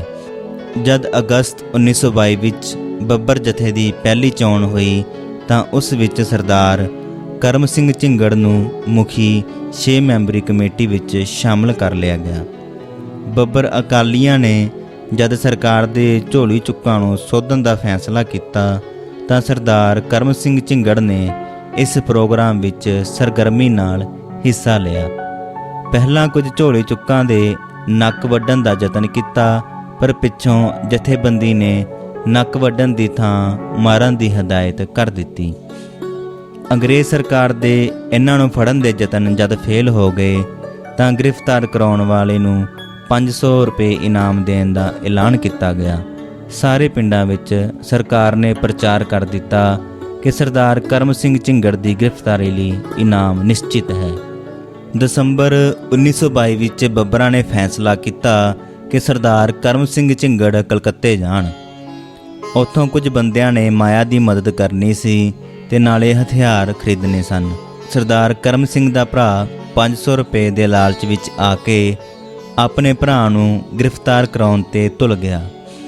ਉਸਨੇ ਬੱਬਰਾਂ ਨੂੰ ਸੁਨੇਹਾ ਭੇਜਿਆ ਕਿ ਸਰਦਾਰ ਕਰਮ ਸਿੰਘ ਦੀ ਮਾਂ ਸਖਤ ਬਿਮਾਰ ਹੈ ਤੇ ਜ਼ਮੀਨ ਦੀ ਰਜਿਸਟਰੀ ਦਾ ਵੀ ਝਗੜਾ ਹੈ, ਇਸ ਲਈ ਉਹ ਤੁਰੰਤ ਪਿੰਡ ਆਉਣ। ਸਰਦਾਰ ਕਰਮ ਸਿੰਘ ਕਲਕੱਤੇ ਜਾਣ ਤੋਂ ਪਹਿਲਾਂ ਪਿੰਡ ਚਲੇ ਗਏ। ਉਹਨਾਂ ਦੇ ਨਾਲ ਮਾਸਟਰ ਦਲੀਪ ਸਿੰਘ ਗੋਸਲ ਵੀ ਸਨ। ਉੱਥੇ ਕੇਰ ਸਿੰਘ ਨੇ ਪੁਲਿਸ ਨੂੰ ਸੂਚਨਾ ਭੇਜ ਕੇ ਦੋਵੇਂ ਬੱਬਰ ਗ੍ਰਿਫਤਾਰ ਕਰਵਾ ਦਿੱਤੇ। ਜੇਲ੍ਹ ਵਿੱਚ ਇਹਨਾਂ ਤੇ ਦਫਾ 124 ਤੇ 153 ਅਧੀਨ ਮੁਕੱਦਮਾ ਚੱਲਿਆ ਤੇ 14 ਮਾਰਚ 1923 ਨੂੰ 4 ਸਾਲ ਕੈਦ ਦੀ ਸਜ਼ਾ ਹੋ ਗਈ। ਰਾਵਲਪਿੰਡੀ ਜੇਲ੍ਹ ਭੇਜ ਦਿੱਤਾ ਗਿਆ। ਜਦ ਬੱਬਰ ਅਕਾਲੀ ਵੱਡਾ ਕੇਸ ਚੱਲਿਆ ਤਾਂ ਇਹਨਾਂ ਨੂੰ ਲਾਹੌਰ ਜੇਲ੍ਹ ਲਿਆ ਕੇ ਉਸ ਕੇਸ ਵਿੱਚ ਵੀ ਸ਼ਾਮਲ ਕਰ ਲਿਆ। ਇਹਨਾਂ ਦੀ ਗ੍ਰਿਫਤਾਰੀ ਪਿੱਛੋਂ ਦੁਆਬੇ ਵਿੱਚ ਜੋ ਕਤਲ ਹੋਏ ਤੇ ਜੋ ਬੱਬਰਾਂ ਨੇ ਕਾਰਵਾਈ ਕੀਤੀ ਉਸ ਲਈ ਵੀ ਸਰਦਾਰ ਕਰਮ ਸਿੰਘ ਝਿੰਗੜ ਨੂੰ ਜ਼ਿੰਮੇਵਾਰ ਠਹਿਰਾਇਆ ਤੇ ਉਮਰ ਕੈਦ ਦੀ ਸਜ਼ਾ ਦਿੱਤੀ। ਅਦਾਲਤ ਨੇ ਆਪਣੇ ਫੈਸਲੇ ਵਿੱਚ ਲਿਖਿਆ ਕਿ ਇਹ ਬੱਬਰ ਅਕਾਲੀਆਂ ਦੇ ਅੰਦਰਲੇ ਸਰਕਲ ਵਿੱਚ ਸਿਰਕੱਢ ਮੁਖੀ ਸੀ। ਇਸ ਨੇ ਜਲੰਧਰ ਤੇ ਹੁਸ਼ਿਆਰਪੁਰ ਦੇ ਜਥਿਆਂ ਵਿੱਚ ਸਬੰਧ ਕਾਇਮ ਕੀਤੇ। ਜੇਲ੍ਹ ਵਿੱਚ ਬੱਬਰਾਂ ਨੇ ਮਾੜੋ ਵਰਤਾਓ ਤੇ ਗੰਦੀ ਖੁਰਾਕ ਵਿਰੁੱਧ ਕਈ ਵਾਰ ਅੰਦੋਲਨ ਕੀਤਾ, ਭੁੱਖ ਹੜਤਾਲ ਕੀਤੀ ਤੇ ਬਾਟਾ ਪਰੇਡ ਕਰਨ ਤੋਂ ਇਨਕਾਰ ਕਰ ਦਿੱਤਾ। ਇਸ ਤੇ ਸਾਰੇ ਬੱਬਰਾਂ ਨੂੰ ਵੱਖਰਾ ਵੱਖਰਾ ਕਰ ਦਿੱਤਾ ਗਿਆ।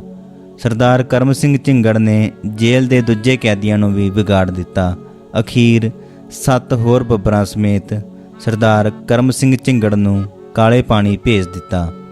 ਉੱਥੇ ਵੀ ਸਰਦਾਰ ਕਰਮ ਸਿੰਘ ਨੇ 28 ਦਿਨ ਦੀ ਭੁੱਖ ਹੜਤਾਲ ਕੀਤੀ।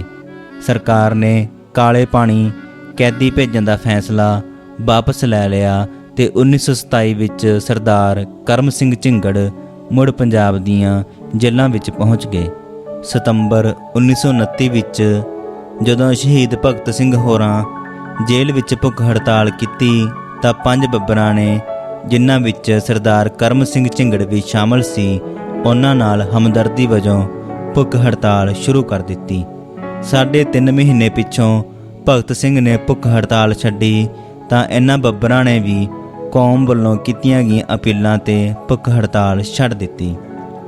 ਸਰਦਾਰ ਕਰਮ ਸਿੰਘ ਮਿੰਟਗੁਮਰੀ ਜੇਲ੍ਹ ਭੇਜ ਦਿੱਤਾ ਗਿਆ।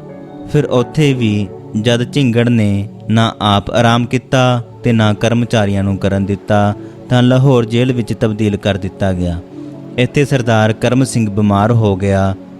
ਜੇਲ੍ਹ ਦੀਆਂ ਸਖਤੀਆਂ ਤੇ ਮਾੜੇ ਵਰਤਾਓ ਅਤੇ ਲਗਾਤਾਰ ਕਈ ਭੁੱਖ ਹੜਤਾਲਾਂ ਨਾਲ 1938 ਵਿੱਚ ਸ਼ਹੀਦ ਹੋ ਗਏ। ਸਰਦਾਰ ਕਰਮ ਸਿੰਘ ਦੌਲਤਪੁਰ। ਸਰਦਾਰ ਕਰਮ ਸਿੰਘ ਦੌਲਤਪੁਰ ਦੁਆਬੇ ਵਿੱਚ ਅੰਗਰੇਜ਼ ਸਰਕਾਰ ਵਿਰੁੱਧ ਬਗਾਵਤ ਖੜੀ ਕਰਨ, ਚੋਲੀ ਚੁੱਕਾਂ ਨੂੰ ਖਤਮ ਕਰਨ ਦੀ ਮੁਹਿੰਮ ਸ਼ੁਰੂ ਕਰਨ ਵਾਲੇ ਕਲਮ ਤੇ ਤਲਵਾਰ ਦੋਹਾਂ ਮੈਦਾਨਾਂ ਦੇ ਸ਼ਾਹ ਸਵਾਰ ਸਨ। ਇਹਨਾਂ ਨੇ ਪਹਿਲਾਂ ਚੱਕਰਵਰਤੀ ਜਥਾ ਤਿਆਰ ਕਰਨ ਤੇ ਫਿਰ ਬੱਬਰ ਅਕਾਲੀ ਜਥਾ ਬਣਾਉਣ ਸਮੇਂ ਬਹੁਤ ਹੀ ਉਦਮ, ਕੁਰਬਾਨੀ ਤੇ ਯਤਨ ਕੀਤਾ। ਜਿਉਂਦੇ ਨਾ ਫੜੇ ਜਾਣ ਦਾ ਪ੍ਰਣ ਕੀਤਾ ਤੇ ਉਹਨਾਂ ਅਖੀਰ ਸ਼ਹੀਦੀ ਪਾ ਕੇ ਪੂਰਾ ਕਰ ਵਿਖਾਇਆ। ਸਰਦਾਰ ਕਰਮ ਸਿੰਘ ਦੌਲਤਪੁਰ ਜ਼ਿਲ੍ਹਾ ਜਲੰਧਰ ਦੇ ਰਹਿਣ ਵਾਲੇ ਸਨ। ਆਪ ਵੀ ਪਹਿਲਾਂ ਕੈਨੇਡਾ ਚਲੇ ਗਏ ਤੇ ਉੱਥੇ ਗਦਰੀਆਂ ਨਾਲ ਰਲ ਗਏ। ਜਦ ਗਦਰੀ ਬਾਬੇ ਦੇਸ਼ ਪਰਤੇ ਤਾਂ ਸਰਦਾਰ ਕਰਮ ਸਿੰਘ ਵੀ ਉਹਨਾਂ ਦੇ ਨਾਲ ਭਾਰਤ ਆ ਗਏ। ਪਹਿਲਾਂ ਨਾਮ ਨਰਾਇਣ ਸਿੰਘ ਸੀ, ਪਰ ਫਿਰ ਸਰਦਾਰ ਆਸਾ ਸਿੰਘ ਨਾਲ ਰਲ ਮਿਲ ਕੇ ਅੰਮ੍ਰਿਤਸਰ ਜਾ ਕੇ ਅੰਮ੍ਰਿਤ ਛਕ ਲਿਆ ਤੇ ਨਵਾਂ ਨਾਮ ਕਰਮ ਸਿੰਘ ਰੱਖ ਲਿਆ। ਗਦਰ ਪਾਰਟੀ ਦਾ ਅੰਦੋਲਨ ਤਾਂ ਫੇਲ ਹੋ ਗਿਆ, ਪਰ ਉਸਨੇ ਜਿਨ੍ਹਾਂ ਦਿਲਾਂ ਵਿੱਚ ਅੱਗ ਭੜਕਾ ਦਿੱਤੀ ਉਹ ਠੰਡੀ ਨਾ ਹੋਈ ਤੇ ਨਾ ਹੋ ਸਕਦੀ ਸੀ। ਅਕਾਲੀ ਲਹਿਰ ਸ਼ੁਰੂ ਹੁੰਦਿਆਂ ਸਰਦਾਰ ਕਰਮ ਸਿੰਘ ਫਿਰ ਸਰਗਰਮ ਹੋ ਗਏ। ਫਰਵਰੀ 1921 ਵਿੱਚ ਇਹਨਾਂ ਆਪਣੇ ਪਿੰਡ ਇੱਕ ਰਾਜਸੀ ਕਾਨਫਰੰਸ ਰੱਖ ਲਈ, ਪਰ ਦਫਾ 144 ਲੱਗ ਜਾਣ ਕਾਰਨ ਕਾਨਫਰੰਸ ਨਾ ਹੋ ਸਕੀ। ਅਗਲੇ ਮਹੀਨੇ ਮਹਾਲਪੁਰ ਵਿੱਚ ਬੜਾ ਭਾਰੀ ਦੀਵਾਨ ਹੋਇਆ, ਜਿਸ ਵਿੱਚ ਹੋਰ ਮੁਖੀਆਂ ਤੋਂ ਛੁੱਟ ਸਰਦਾਰ ਕਰਮ ਸਿੰਘ ਦੌਲਤਪੁਰ ਤੇ ਵੀ ਗਰਮ ਤਕਰੀਰ ਕੀਤੀ। ਉਹਨਾਂ ਦਿਨਾਂ ਵਿੱਚ ਹੋਠੀਆਂ ਜ਼ਿਲ੍ਹਾ ਗੁਰਦਾਸਪੁਰ ਦਾ ਗੁਰਦੁਆਰਾ ਮਹੰਤਾਂ ਤੋਂ ਆਜ਼ਾਦ ਕਰਾਉਣ ਲਈ ਜਥੇ ਭੇਜਣ ਦਾ ਐਲਾਨ ਹੋਇਆ ਤਾਂ ਸਰਦਾਰ ਕਰਮ ਸਿੰਘ ਦੌਲਤਪੁਰ ਆਪਣੇ ਇਲਾਕੇ ਦੇ 50 ਸਿੰਘਾਂ ਦਾ ਜਥਾ ਲੈ ਕੇ ਗਿਆ। ਇਹਨਾਂ ਦੇ ਵਾਰੰਟ ਗ੍ਰਿਫਤਾਰੀ ਜਾਰੀ ਹੋਏ ਤਾਂ ਇਹ ਚੱਕਰਵਰਤੀ ਬਣ ਗਏ। ਉਸ ਸਮੇਂ ਦੋ ਹੀ ਚੱਕਰਵਰਤੀ ਜਥੇ ਸਨ। ਇੱਕ ਦੇ ਮੁਖੀ ਜਥੇਦਾਰ ਕਿਸ਼ਨ ਸਿੰਘ ਤੇ ਸਰਦਾਰ ਕਰਮ ਸਿੰਘ ਝਿੰਗੜ ਸਨ। ਦੂਜੇ ਦੇ ਮੁਖੀ ਸਰਦਾਰ ਕਰਮ ਸਿੰਘ ਦੌਲਤਪੁਰ, ਸਰਦਾਰ ਆਸਾ ਸਿੰਘ ਤੇ ਮਾਸਟਰ ਦਲੀਪ ਸਿੰਘ ਗੋਸਲ ਸਨ। ਦੂਜੇ ਜਥੇ ਦਾ ਬਹੁਤ ਪ੍ਰਚਾਰ ਨਵਾਂ ਸ਼ਹਿਰ ਤੇ ਗੜ੍ਹਸ਼ੰਕਰ ਦੀਆਂ ਤਹਿਸੀਲਾਂ ਵਿੱਚ ਸੀ। ਦੋਵੇਂ ਜਥੇ ਇਕੱਠੇ ਹੋ ਗਏ ਤੇ ਸਰਦਾਰ ਕਰਮ ਸਿੰਘ ਦੌਲਤਪੁਰ ਨੇ ਤਜਵੀਜ਼ ਰੱਖੀ ਕਿ ਸਰਕਾਰ ਦੇ ਝੋਲੀ ਚੁੱਕਾਂ ਨੂੰ ਪਹਿਲਾਂ ਸੋਧਿਆ ਜਾਏ। ਇਹ ਸੁਝਾਅ ਝਟ ਪਾਸ ਹੋ ਗਿਆ। ਸਰਦਾਰ ਕਰਮ ਸਿੰਘ ਦੌਲਤਪੁਰ ਨੇ ਇੱਕ ਸਾਈਕਲੋ ਸਟਾਈਲ ਮਸ਼ੀਨ ਖਰੀਦ ਕੇ ਇੱਕ ਹਫ਼ਤਾਵਾਰ ਅਖਬਾਰ ਬੱਬਰ ਅਕਾਲੀ ਦੁਆਬਾ ਛਾਪ ਕੇ ਵੰਡਣਾ ਸ਼ੁਰੂ ਕਰ ਦਿੱਤਾ। ਇਹ ਇਹਨਾਂ ਦਾ ਪਹਿਲਾ ਵਿਅਕਤੀਗਤ ਯਤਨ ਸੀ। ਜਦ ਦੂਜੇ ਮੁਖੀਆਂ ਜਥੇਦਾਰ ਕਿਸ਼ਨ ਸਿੰਘ ਤੇ ਸਰਦਾਰ ਕਰਮ ਸਿੰਘ ਝਿੰਗੜ ਨੇ ਇਹ ਪਰਚੇ ਦੇਖੇ ਤਾਂ ਇਸ ਦੀ ਬਹੁਤ ਪ੍ਰਸ਼ੰਸਾ ਕੀਤੀ ਤੇ ਬਕਾਇਦਾ ਤੌਰ ਤੇ ਜਥੇ ਦਾ ਨਾਮ ਵੀ ਬੱਬਰ ਅਕਾਲੀ ਜਥਾ ਰੱਖ ਕੇ ਉਸ ਦਾ ਅਖਬਾਰ ਬਣਾ ਲਿਆ। ਸਰਦਾਰ ਕਰਮ ਸਿੰਘ ਦੌਲਤਪੁਰ ਨੂੰ ਬੱਬਰ ਅਕਾਲੀ ਜਥੇ ਦੀ 6 ਮੈਂਬਰੀ ਹਾਈ ਕਮਾਂਡ ਵਿੱਚ ਸ਼ਾਮਲ ਕਰ ਲਿਆ। ਅਖਬਾਰ ਤੇ ਐਡੀਟਰ ਦੇ ਰੂਪ ਵਿੱਚ ਉਹਨਾਂ ਦਾ ਨਾਮ ਦਿੱਤਾ ਜਾਣ ਲੱਗ ਪਿਆ। ਜਦ ਝੋਲੀ ਚੁੱਕਾਂ ਦੇ ਸੁਧਾਰ ਦਾ ਫੈਸਲਾ ਹੋਇਆ ਤਾਂ ਕਰਮ ਸਿੰਘ ਦੌਲਤਪੁਰ ਨੂੰ ਪਹਿਲਾਂ ਝੋਲੀ ਚੁੱਕਾਂ ਦੀ ਸੂਚੀ ਤਿਆਰ ਕਰਨ ਦਾ ਕੰਮ ਸੌਂਪਿਆ ਗਿਆ ਤੇ ਪਿੱਛੋਂ ਇੱਕ ਜਥਾ ਬਣਾ ਕੇ ਝੋਲੀ ਚੁੱਕਾਂ ਨੂੰ ਸੋਧਣ ਦਾ ਕੰਮ ਦੇ ਦਿੱਤਾ ਗਿਆ। ਇਹਨਾਂ ਨੇ ਸਾਰੇ ਦੁਆਬੇ ਵਿੱਚ ਪੁਲਿਸ ਤੇ ਹੋਰ ਸਰਕਾਰੀ ਮਸ਼ੀਨਰੀ ਨੂੰ ਵਕਤ ਪਾ ਦਿੱਤਾ। ਸਰਕਾਰ ਨੇ ਸਰਦਾਰ ਕਰਮ ਸਿੰਘ ਦੌਲਤਪੁਰ ਦੀ ਗ੍ਰਿਫਤਾਰੀ ਲਈ 1000 ਰੁਪਏ ਇਨਾਮ ਰੱਖ ਦਿੱਤਾ। ਇਹਨਾਂ ਤੋਂ ਵੱਧ ਗ੍ਰਿਫਤਾਰੀ ਦਾ ਇਨਾਮ ਕੇਵਲ ਜਥੇਦਾਰ ਕਿਸ਼ਨ ਸਿੰਘ ਦਾ ਸੀ। ਕਰਮ ਸਿੰਘ ਦੌਲਤਪੁਰੀ ਨਾਲੋਂ ਕਰਮ ਸਿੰਘ ਐਡੀਟਰ ਬਹੁਤ ਪ੍ਰਸਿੱਧ ਨਾਮ ਹੋ ਗਿਆ। ਜਦ ਇਹਨਾਂ ਕਤਲਾਂ ਕਾਰਨ ਸ਼ੱਕ ਵਿੱਚ ਆਮ ਆਦਮੀਆਂ ਤੇ ਵੀ ਪੁਲਿਸ ਦਾ ਤਸ਼ੱਦਦ ਹੋਣ ਲੱਗ ਪਿਆ ਤਾਂ ਬੱਬਰਾਂ ਨੇ ਮਹਿਸੂਸ ਕੀਤਾ ਸਰਦਾਰ ਕਰਮ ਸਿੰਘ ਦੌਲਤਪੁਰੀ ਨੇ ਸਲਾਹ ਦਿੱਤੀ ਕਿ ਅਖਬਾਰ ਵਿੱਚ 2-3 ਬੱਬਰਾਂ ਦੇ ਨਾਮ ਛਾਪ ਦਿੱਤੇ ਜਾਇਆ ਕਰਨ ਕਿ ਇਹਨਾਂ ਨੇ ਫਲਾਣਾ ਬੰਦਾ ਮਾਰਿਆ ਹੈ। ਇਸ ਐਲਾਨ ਨਾਲ ਆਮ ਲੋਕਾਂ ਤੇ ਬੇਕਸੂਰਾਂ ਤੇ ਪੁਲਿਸ ਸਖਤੀ ਨਹੀਂ ਹੋਵੇਗੀ ਤੇ ਉਹਨਾਂ 2-3 ਬੱਬਰਾਂ ਨੂੰ ਹੀ ਫਾਂਸੀ ਲੱਗ ਸਕੇਗੀ। ਮਾਰਚ 1923 ਨੂੰ ਸੰਤ ਠਾਕਰ ਸਿੰਘ ਗੱਜੋਵਾਲ ਦੀ ਕੁਟੀਆ ਵਿੱਚ ਬੱਬਰ ਅਕਾਲੀਆਂ ਦੀ ਮੀਟਿੰਗ ਹੋਈ, ਜਿਸ ਵਿੱਚ ਸਰਦਾਰ ਕਰਮ ਸਿੰਘ ਦੌਲਤਪੁਰੀ ਨੇ ਤਕਰੀਰ ਕੀਤੀ ਤੇ ਸਾਰੇ ਕਤਲਾਂ ਦੀ ਜ਼ਿੰਮੇਵਾਰੀ ਆਪਣੇ ਸਿਰ ਲੈਣ ਲਈ ਤਿਆਰ ਹੋ ਗਿਆ। ਸਰਦਾਰ ਧੰਨਾ ਸਿੰਘ ਬਹਿਬਲਪੁਰੀ ਤੇ ਸਰਦਾਰ ਉਦੇ ਸਿੰਘ ਰਾਮਗੜ੍ਹ ਨੇ ਵੀ ਆਪਣੇ ਆਪਣੇ ਨਾਮ ਦੇ ਦਿੱਤੇ। ਉਸ ਦਿਨ ਪਿੱਛੋਂ ਸਭ ਕਤਲ ਇਹਨਾਂ ਤਿੰਨਾਂ ਦੇ ਕੀਤੇ ਹੋਣ ਦਾ ਐਲਾਨ ਕੀਤਾ ਜਾਣ ਲੱਗ ਪਿਆ। ਬੱਬਰਾਂ ਨੇ ਫੈਸਲਾ ਕੀਤਾ ਕਿ ਜਿਹੜੇ ਕਤਲਾਂ ਦੀ ਜ਼ਿੰਮੇਵਾਰੀ ਆਪਣੇ ਸਿਰ ਲੈ ਰਹੇ ਹਨ, ਇਹ ਵਾਹ ਲੱਗਦੇ ਜਿਉਂਦੇ ਜੀ ਗ੍ਰਿਫਤਾਰੀ ਨਾ ਦੇਣ। ਇਸ ਮੀਟਿੰਗ ਪਿੱਛੋਂ ਬੱਬਰਾਂ ਦਾ ਪਹਿਲਾ ਐਲਾਨ ਪ੍ਰਕਾਸ਼ਿਤ ਕੀਤਾ ਗਿਆ ਕਿ ਜਿਸ ਥੱਲੇ ਤਿੰਨਾਂ ਉੱਪਰ ਦਿੱਤੇ ਬੱਬਰਾਂ ਦੇ ਨਾਮ ਸਨ। ਉਸ ਐਲਾਨਨਾਮੇ ਦੇ ਅੱਖਰ ਇਸ ਪ੍ਰਕਾਰ ਸਨ, ਜੋ ਗਵਰਨਰ ਪੰਜਾਬ ਦੇ ਨਾਮ ਇੱਕ ਖੁੱਲ੍ਹੀ ਚਿੱਠੀ ਸੀ।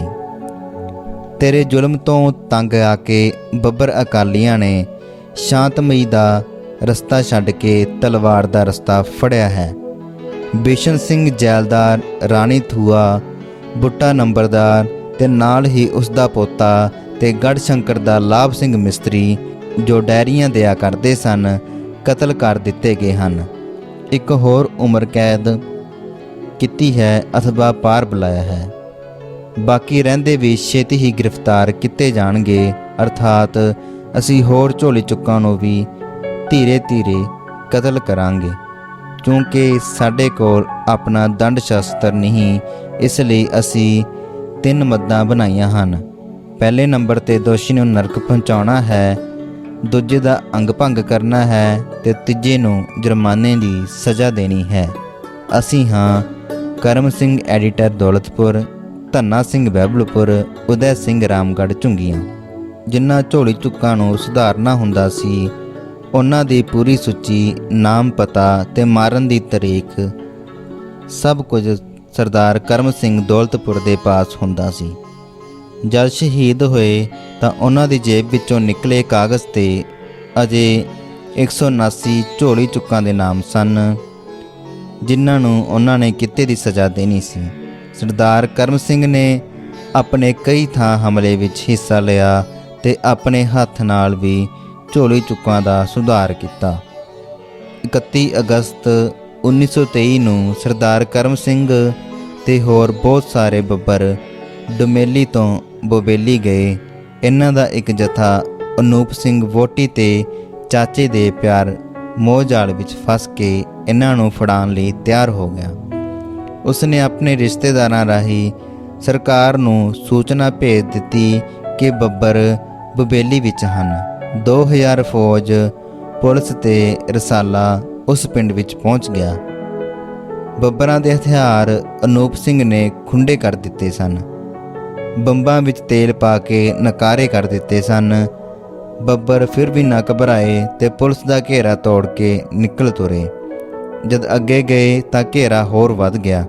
ਬੱਬਰਾਂ ਨੇ ਤਲਵਾਰਾਂ ਕੱਢ ਲੀਆਂ ਤੇ ਫੌਜ ਪਿੱਛੇ ਹਟਦੀ ਗਈ। ਅਖੀਰ ਇੱਕ ਸੂਏ ਨੂੰ ਟੱਪਣ ਲਈ ਜਦ ਸਿੰਘਾਂ ਨੇ ਛਾਲਾਂ ਮਾਰੀਆਂ ਤਾਂ ਪੁਲਿਸ ਤੇ ਫੌਜ ਨੇ ਗੋਲੀਆਂ ਦਾ ਮੀਂਹ ਵਸਾ ਦਿੱਤਾ, ਜਿਸ ਨਾਲ ਸਾਰੇ ਬੱਬਰ ਸ਼ਹੀਦ ਹੋ ਗਏ। ਬੋਬੇਲੀ ਦੇ ਸਾਕੇ ਵਿੱਚ ਸ਼ਹੀਦ ਹੋਣ ਵਾਲੇ ਬੱਬਰਾਂ ਵਿੱਚ ਸਰਦਾਰ ਕਰਮ ਸਿੰਘ ਦੌਲਤਪੁਰ, ਸਰਦਾਰ ਉਦੈ ਸਿੰਘ ਰਾਮਗੜ੍ਹ, ਸਰਦਾਰ ਬਿਸ਼ਨ ਸਿੰਘ ਮਾਂਗਟ ਤੇ ਸਰਦਾਰ ਮਹਿੰਦਰ ਸਿੰਘ ਪੰਡੋਰੀ ਸਨ। ਸਰਦਾਰ ਧੰਨਾ ਸਿੰਘ ਬਹਿਬਲਪੁਰ। ਸਰਦਾਰ ਧੰਨਾ ਸਿੰਘ ਬਹਿਬਲਪੁਰ ਬੱਬਰ ਅਕਾਲੀ ਲਹਿਰ ਦਾ ਉਹ ਸੂਰਮਾ ਹੈ ਜਿਸ ਨੇ ਕਈ ਝੋਲੀ ਚੁੱਕ ਤੇ ਅੰਗਰੇਜ਼ਾਂ ਦੇ ਏਜੰਟਾਂ ਤੋਂ ਛੁੱਟ ਕਈ ਅੰਗਰੇਜ਼ਾਂ ਨੂੰ ਵੀ ਮਾਰਿਆ ਤੇ ਅਖੀਰ ਅਜੇ ਬੀਰਤਾ ਭਰੇ ਢੰਗ ਨਾਲ ਸ਼ਹੀਦੀ ਦਿੱਤੀ ਕਿ ਸਾਰੇ ਬੱਬਰ ਅਕਾਲੀ ਲਹਿਰ ਦੇ ਇਤਿਹਾਸ ਵਿੱਚ ਸਭ ਤੋਂ ਉੱਘਾ ਸ਼ਹੀਦ ਬਣ ਗਿਆ। ਧੰਨਾ ਸਿੰਘ ਬਹਿਬਲਪੁਰ ਬੜਾ ਦਲੇਰ ਸਿੰਘ ਸੀ। ਜਲਿਆਂਵਾਲੇ ਬਾਗ ਅੰਮ੍ਰਿਤਸਰ ਵਿੱਚ ਜਦ ਅੰਗਰੇਜ਼ਾਂ ਨੇ ਸ਼ਾਂਤਮਈ ਲੋਕਾਂ ਤੇ ਅਤਿਆਚਾਰ ਕੀਤੇ ਤਾਂ ਸਰਦਾਰ ਧੰਨਾ ਸਿੰਘ ਦਾ ਵਿਸ਼ਵਾਸ ਸ਼ਾਂਤਮਈ ਤਰੀਕਿਆਂ ਤੋਂ ਉੱਠ ਗਿਆ। ਇਸ ਨੇ ਘਰ-ਬਾਰ ਛੱਡ ਕੇ ਅੰਗਰੇਜ਼ਾਂ ਤੋਂ ਬਦਲਾ ਲੈਣ ਲਈ ਮਨ ਬਣਾ ਲਿਆ। ਇਹਨਾਂ ਦਿਨਾਂ ਵਿੱਚ ਹੀ ਅਕਾਲੀ ਲਹਿਰ ਸ਼ੁਰੂ ਹੋ ਗਈ ਤੇ ਗੁਰਦੁਆਰੇ ਮਹੰਤਾਂ ਤੋਂ ਆਜ਼ਾਦ ਕਰਾਉਣ ਲਈ ਮੋਰਚੇ ਲੱਗਣ ਲੱਗ ਪਏ। ਸਰਦਾਰ ਧੰਨਾ ਸਿੰਘ ਅਕਾਲੀ ਬਣ ਗਿਆ। ਗਰਮ ਖਿਆਲੀਆ ਹੋਣ ਕਰਕੇ ਇਸ ਨੇ ਆਪਣੇ ਇਲਾਕੇ ਹੁਸ਼ਿਆਰਪੁਰ ਵਿੱਚ ਇਹ ਪ੍ਰਚਾਰ ਸ਼ੁਰੂ ਕਰ ਦਿੱਤਾ ਕਿ ਅੰਗਰੇਜ਼ਾਂ ਨੂੰ ਇੱਥੋਂ ਕੱਢਣ ਲਈ ਹਥਿਆਰ ਚੁੱਕਣੇ ਪੈਣਗੇ। ਮਾਰਚ 1921 ਨੂੰ ਹੁਸ਼ਿਆਰਪੁਰ ਵਿੱਚ ਸਿੱਖ ਵਿਦਿਅਕ ਕਾਨਫਰੰਸ ਸਮੇਂ ਕੁਝ ਗਰਮ ਖਿਆਲੀਏ ਸਿੱਖ ਆਗੂਆਂ ਨੇ ਖੂਨ ਦਾ ਬਦਲਾ ਖੂਨ ਨਾਲ ਲੈਣ ਦਾ ਫੈਸਲਾ ਕੀਤਾ। ਸਰਦਾਰ ਧੰਨਾ ਸਿੰਘ ਉਦੋਂ ਆਪਣੇ ਪਿੰਡ ਬਹਿਬਲਪੁਰ ਵਿੱਚ ਸੀ। ਕਿਸੇ ਨੇ ਦੱਸਿਆ ਕਿ ਤੂੰ ਐਵੇਂ ਹੀ ਗੱਲਾਂ ਕਰਦਾ ਏਂ, ਜਿਨ੍ਹਾਂ ਨੇ ਕੁਝ ਕਰਨਾ ਏ ਉਹ ਹੁਸ਼ਿਆਰਪੁਰ ਵਿੱਚ ਇਕੱਠੇ ਹੋਏ ਹਨ ਤੇ ਉਹਨਾਂ ਕੰਮ ਸ਼ੁਰੂ ਕਰ ਦਿੱਤਾ ਏ। ਸਰਦਾਰ ਧੰਨਾ ਸਿੰਘ ਨੇ ਉਹਨਾਂ ਗਰਮ ਖਿਆਲੀਏ ਸਿੱਖ ਆਗੂਆਂ ਨਾਲ ਸੰਪਰਕ ਕਾਇਮ ਕੀਤਾ। ਜਥੇਦਾਰ ਕਿਸ਼ਨ ਸਿੰਘ ਗੜਗੱਜ ਤੇ ਸਰਦਾਰ ਕਰਮ ਸਿੰਘ ਝਿੰਗੜ ਆਦਿ ਉਹਨਾਂ ਦਿਨਾਂ ਵਿੱਚ ਥਾਂ-ਥਾਂ ਦੀਵਾਨ ਕਰਕੇ ਲੋਕਾਂ ਨੂੰ ਇਨਕਲਾਬ ਲਈ ਤਿਆਰ ਕਰ ਰਹੇ ਸਨ। ਧੰਨਾ ਸਿੰਘ ਵੀ ਇਸੇ ਤਰ੍ਹਾਂ ਪ੍ਰਚਾਰ ਮੁਹਿੰਮ ਤੇ ਚੜ੍ਹ ਪਿਆ। ਛੇਤੀ ਹੀ ਸਰਕਾਰ ਨੂੰ ਇਸ ਦੀਆਂ ਖਤਰਨਾਕ ਸਰਗਰਮੀਆਂ ਦਾ ਪਤਾ ਲੱਗ ਗਿਆ ਤੇ ਗ੍ਰਿਫਤਾਰੀ ਦੇ ਵਾਰੰਟ ਜਾਰੀ ਹੋ ਗਏ। ਸਰਦਾਰ ਧੰਨਾ ਸਿੰਘ ਬਹਿਬਲਪੁਰੀ ਚੱਕਰਵਰਤੀ ਜਥੇ ਦੇ ਆਗੂ ਬਣ ਕੇ ਗੁਪਤ ਸਰਗਰਮੀਆਂ ਵਿੱਚ ਜੁਟ ਪਏ। ਅਸਲਾ ਇਕੱਠਾ ਕਰਨ ਤੇ ਹਥਿਆਰ ਚਲਾਉਣ ਦੀ ਜਾਂਚ ਸਿਖਾਉਣ ਦਾ ਕੰਮ ਸਰਦਾਰ ਧੰਨਾ ਸਿੰਘ ਨੇ ਆਪਣੇ ਜ਼ਿੰਮੇ ਲਿਆ।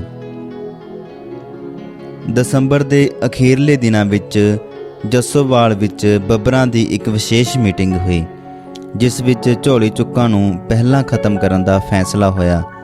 ਅੰਦੋਲਨ ਵਿੱਚ ਹਰ ਇੱਕ ਦੇ ਜ਼ਿੰਮੇ ਵੱਖੋ ਵੱਖਰਾ ਕੰਮ ਸੀ। ਕਿਸੇ ਨੇ ਅਖਬਾਰ ਲਿਖਣਾ, ਕਿਸੇ ਨੇ ਛਾਪਣਾ ਤੇ ਕਿਸੇ ਨੇ ਵੰਡਣਾ ਹੁੰਦਾ ਸੀ। ਕੁਝ ਪੈਸਾ ਤੇ ਅਸਲਾ ਇਕੱਠਾ ਕਰਨ ਦੇ ਕੰਮ ਲੱਗੇ। ਸਰਦਾਰ ਧੰਨਾ ਸਿੰਘ ਬਹਿਬਲਪੁਰ ਦੇ ਜ਼ਿੰਮੇ ਝੋਲੀ ਚੁੱਕਾਂ ਨੂੰ ਮਾਰਨ ਦਾ ਕੰਮ ਲੱਗਾ।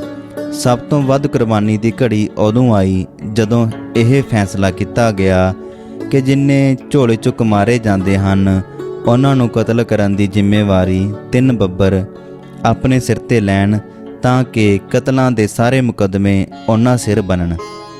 ਇਹ ਔਖਾ ਕੰਮ ਸਰਦਾਰ ਕਰਮ ਸਿੰਘ ਦੌਲਤਪੁਰ, ਸਰਦਾਰ ਧੰਨਾ ਸਿੰਘ ਬਹਿਬਲਪੁਰ ਤੇ ਸਰਦਾਰ ਉਦੇ ਸਿੰਘ ਨੇ ਆਪਣੇ ਜ਼ਿੰਮੇ ਲਿਆ। ਅਖਬਾਰ ਵਿੱਚ ਹਰ ਕਤਲ ਪਿੱਛੋਂ ਇਹਨਾਂ ਤਿੰਨਾਂ ਦਾ ਨਾਮ ਛਾਪ ਦਿੱਤਾ ਜਾਂਦਾ। ਸਰਦਾਰ ਧੰਨਾ ਸਿੰਘ ਨੇ ਐਲਾਨ ਕਰ ਦਿੱਤਾ ਕਿ ਉਹ ਜਿਉਂਦਿਆਂ ਪੁਲਿਸ ਦੇ ਹੱਥ ਨਹੀਂ ਆਏਗਾ। ਥੋੜ੍ਹੇ ਚਿਰ ਵਿੱਚ ਹੀ ਧੰਨਾ ਸਿੰਘ ਦਾ ਇੰਨਾ ਦਬਦਬਾ ਹੋ ਗਿਆ ਕਿ ਸਾਹਮਣੇ ਆ ਕੇ ਪੁਲਿਸ ਨੂੰ ਇਸ 'ਤੇ ਗੋਲੀ ਚਲਾਉਣ ਦਾ ਹੌਸਲਾ ਹੀ ਨਹੀਂ ਸੀ ਪੈਂਦਾ। ਇੱਕ ਦਿਨ ਇਹ ਕਿਸ਼ਨਪੁਰੇ ਦੇ ਗੁਰਦੁਆਰੇ ਵਿੱਚ ਬੈਠੇ ਸਨ ਕਿ ਪੁਲਿਸ ਆ ਗਈ। ਇਹ ਜੈਕਾਰੇ ਛੱਡਦੇ ਗੁਰਦੁਆਰੇ ਵਿੱਚੋਂ ਨਿਕਲੇ। ਪੁਲਿਸ ਵਿੱਚ ਇੰਨੀ ਘਬਰਾਹਟ ਮੱਚੀ ਕਿ ਸਾਰੇ ਪੁਲਿਸੀਏ ਉਹਨਾਂ ਵੱਲ ਕੰਡ ਕਰਕੇ ਖਲੋ ਗਏ ਤੇ ਸਰਦਾਰ ਧੰਨਾ ਸਿੰਘ ਹੋਰੀ ਆਪਣੇ ਬੱਬਰ ਸਾਥੀਆਂ ਸਮੇਤ ਚਲੇ ਗਏ। ਇੱਕ ਜੈਲਦਾਰ ਰਾਮ ਨਾਰਾਇਣ ਸਿੰਘ ਮਹਾਲਪੁਰੀਆ ਬੱਬਰਾਂ ਦੇ ਡਰ ਤੋਂ ਹੀ ਘਰ ਬੈਠਾ ਮਰ ਗਿਆ। ਇੱਕ ਬੁੱਢਾ ਨੰਬਰਦਾਰ ਧੰਨਾ ਸਿੰਘ ਨੇ ਮਾਰਿਆ ਕਿਉਂਕਿ ਉਹ ਬੱਬਰਾਂ ਬਾਰੇ ਸਰਕਾਰ ਨੂੰ ਰਿਪੋਰਟਾਂ ਭੇਜਦਾ ਸੀ। ਸਰਦਾਰ ਧੰਨਾ ਸਿੰਘ ਦੇ ਆਪਣੇ ਪਿੰਡ ਬਹਿਬਲਪੁਰ ਦਾ ਨੰਬਰਦਾਰ ਹਜ਼ਾਰਾ ਸਿੰਘ ਪੁਲਿਸ ਦਾ ਸੁਹੀਆ ਬਣ ਕੇ ਕੰਮ ਕਰਦਾ ਰਿਹਾ ਸੀ। ਉਹ ਉਂਝ ਵੀ ਬੱਬਰਾਂ ਨੂੰ ਚੋਰ, ਡਾਕੂ ਤੇ ਬਦਮਾਸ਼ ਕਹਿ ਕੇ ਨਫ਼ਰਤ ਨਾਲ ਇਹਨਾਂ ਬਾਰੇ ਗੱਲ ਕਰਦਾ। ਜਦ ਵੀ ਸਰਦਾਰ ਧੰਨਾ ਸਿੰਘ ਪਿੰਡ ਆਉਂਦਾ ਉਹ ਝੱਟ ਪੁਲਿਸ ਨੂੰ ਇਤਲਾਹ ਭੇਜ ਦਿੰਦਾ। ਇਸ ਤਰ੍ਹਾਂ ਧੰਨਾ ਸਿੰਘ ਨੂੰ ਕਦੇ ਇੱਕ ਦਿਨ ਵੀ ਘਰ ਨਾ ਟਿਕਣਾ ਮਿਲਦਾ।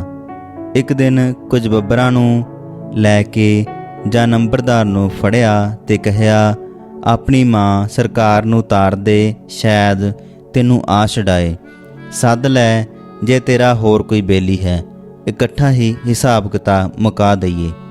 3 ਗੋਲੀਆਂ ਬੱਬਰਾਂ ਨੇ ਉਹਨੂੰ ਮਾਰੀਆਂ ਤੇ ਪਾਰ ਬੁਲਾ ਦਿੱਤਾ।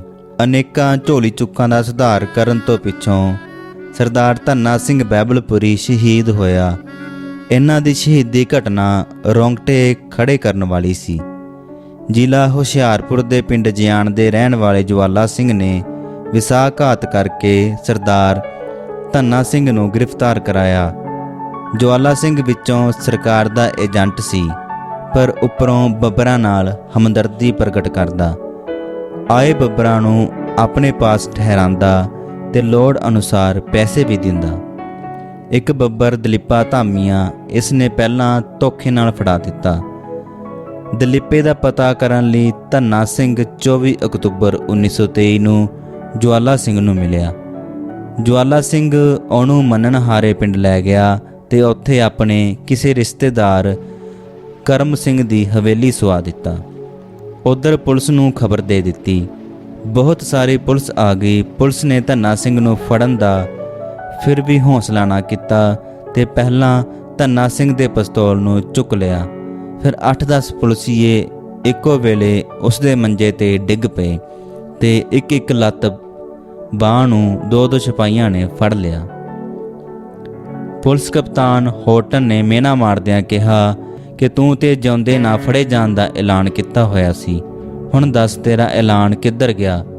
ਸਰਦਾਰ ਧੰਨਾ ਸਿੰਘ ਬੱਬਰ ਨੇ ਲਾਲ ਅੱਖਾਂ ਕਰਕੇ ਪੁਲਿਸ ਕਪਤਾਨ ਵੱਲ ਵੇਖਿਆ ਤੇ ਅੰਗਰੇਜ਼ ਅਫਸਰ ਘਬਰਾ ਗਿਆ। ਉਹਨੇ ਸਿਪਾਹੀਆਂ ਨੂੰ ਹੁਕਮ ਦਿੱਤਾ ਕਿ ਰੁਮਾਲ ਨਾਲ ਧੰਨਾ ਸਿੰਘ ਦੀਆਂ ਅੱਖਾਂ ਬੰਨ੍ਹ ਦਿਓ। ਧੰਨਾ ਸਿੰਘ ਨੇ ਉਹਨੂੰ ਲਲਕਾਰ ਕੇ ਕਿਹਾ ਕਿ ਮੈਂ ਇੰਨੇ ਸਿਪਾਹੀਆਂ ਦੀ ਪਕੜ ਵਿੱਚ ਹਾਂ, ਤੈਨੂੰ ਫਿਰ ਵੀ ਮੇਰੇ ਨੇੜੇ ਆਉਣ ਦਾ ਹੌਸਲਾ ਨਾ ਪਿਆ। ਜੇ ਮੈਂ ਖੁੱਲ੍ਹਾ ਹੁੰਦਾ ਤਾਂ ਇੱਕ ਦਬਕੇ ਨਾਲ ਤੇਰੀ ਜਾਨ ਕੱਢ ਦਿੰਦਾ। ਹੋਟਨ ਨੂੰ ਇਹ ਮਿਹਣਾ ਵੱਜਾ ਤੇ ਉਹ ਰੁਮਾਲ ਲੈ ਕੇ ਧੰਨਾ ਸਿੰਘ ਦੀਆਂ ਅੱਖਾਂ ਬੰਨ੍ਹਣ ਆਇਆ। ਉਹਦੇ ਨਾਲ ਇੱਕ ਹੋਰ ਅੰਗਰੇਜ਼ ਅਫਸਰ ਜੈਨਕਿਨਜ਼ ਵੀ ਸੀ। ਜਦ ਉਹਦੀਆਂ ਅੱਖਾਂ ਤੇ ਰੁਮਾਲ ਬੰਨ੍ਹਿਆ ਜਾ ਰਿਹਾ ਸੀ ਤਾਂ ਧੰਨਾ ਸਿੰਘ ਨੇ ਜ਼ੋਰ ਦੀ ਆਪਣੀ ਕੂਣੀ ਆਪਣੀ ਵੱਖੀ ਵਿੱਚ ਮਾਰੀ। ਉੱਥੇ ਇੱਕ ਖਤਰਨਾਕ ਬੰਬ ਬੰਨ੍ਹਿਆ ਹੋਇਆ ਸੀ ਜੋ ਫਟ ਗਿਆ। ਸਰਦਾਰ ਧੰਨਾ ਸਿੰਘ ਦਾ ਆਪਣਾ ਸਰੀਰ ਪੁਰਜੇ ਹੋ ਕੇ ਦੂਰ ਤੱਕ ਜਾ ਡਿੱਗਾ। ਇੱਕ ਹਵਲਦਾਰ, ਇੱਕ ਦਫੇਦਾਰ, 3 ਸਿਪਾਹੀ ਤੇ ਇੱਕ ਮੱਝ ਮਰ ਗਏ। ਹੋਟਨ, ਜੈਨਕਿਨਜ਼, ਇੱਕ ਥਾਣੇਦਾਰ ਤੇ ਇੱਕ ਸਿਪਾਹੀ ਸਖਤ ਜ਼ਖਮੀ ਹੋਏ। ਥਾਣੇਦਾਰ ਤੇ ਸਿਪਾਹੀ ਮਹਲਪੁਰ ਥਾਣੇ ਪਹੁੰਚ ਕੇ ਮਰ ਗਏ। ਹੋਟਨ ਹਸਪਤਾਲ ਜਾ ਕੇ ਮਰ ਗਿਆ ਤੇ ਜੈਨਕਿਨਜ਼ ਸਖਤ ਜ਼ਖਮੀ ਹਾਲਤ ਵਿੱਚ ਇਲਾਜ ਲਈ ਕਲਕੱਤੇ ਚਲਾ ਗਿਆ, ਪਰ ਉਹ ਵੀ ਬਚ ਨਾ ਸਕਿਆ। ਇਸ ਤਰ੍ਹਾਂ 9 ਬੰਦਿਆਂ ਨੂੰ ਮਾਰ ਕੇ ਧੰਨਾ ਸਿੰਘ ਸ਼ਹੀਦ ਹੋਇਆ। ਇਸ ਘਟਨਾ ਦਾ ਸਾਰੇ ਪੰਜਾਬ ਵਿੱਚ ਚਰਚਾ ਹੋਇਆ। ਬੱਬਰਾਂ ਦੀ ਇਤਨੀ ਧਾਂਕ ਬੈਠ ਗਈ ਕਿ ਮੁੜ ਕਿਸੇ ਨੂੰ ਜਿਉਂਦਾ ਬੱਬਰ ਫੜਨ ਦਾ ਜਾਂ ਲਾਗੇ ਆਉਣ ਦਾ ਹੌਸਲਾ ਨਹੀਂ ਸੀ ਪੈਂਦਾ। ਅੰਗਰੇਜ਼ ਤਾਂ ਗ੍ਰਿਫਤਾਰ ਕੀਤੇ ਬੱਬਰਾਂ ਤੋਂ ਵੀ ਦੂਰ ਰਹਿੰਦੇ ਸਨ।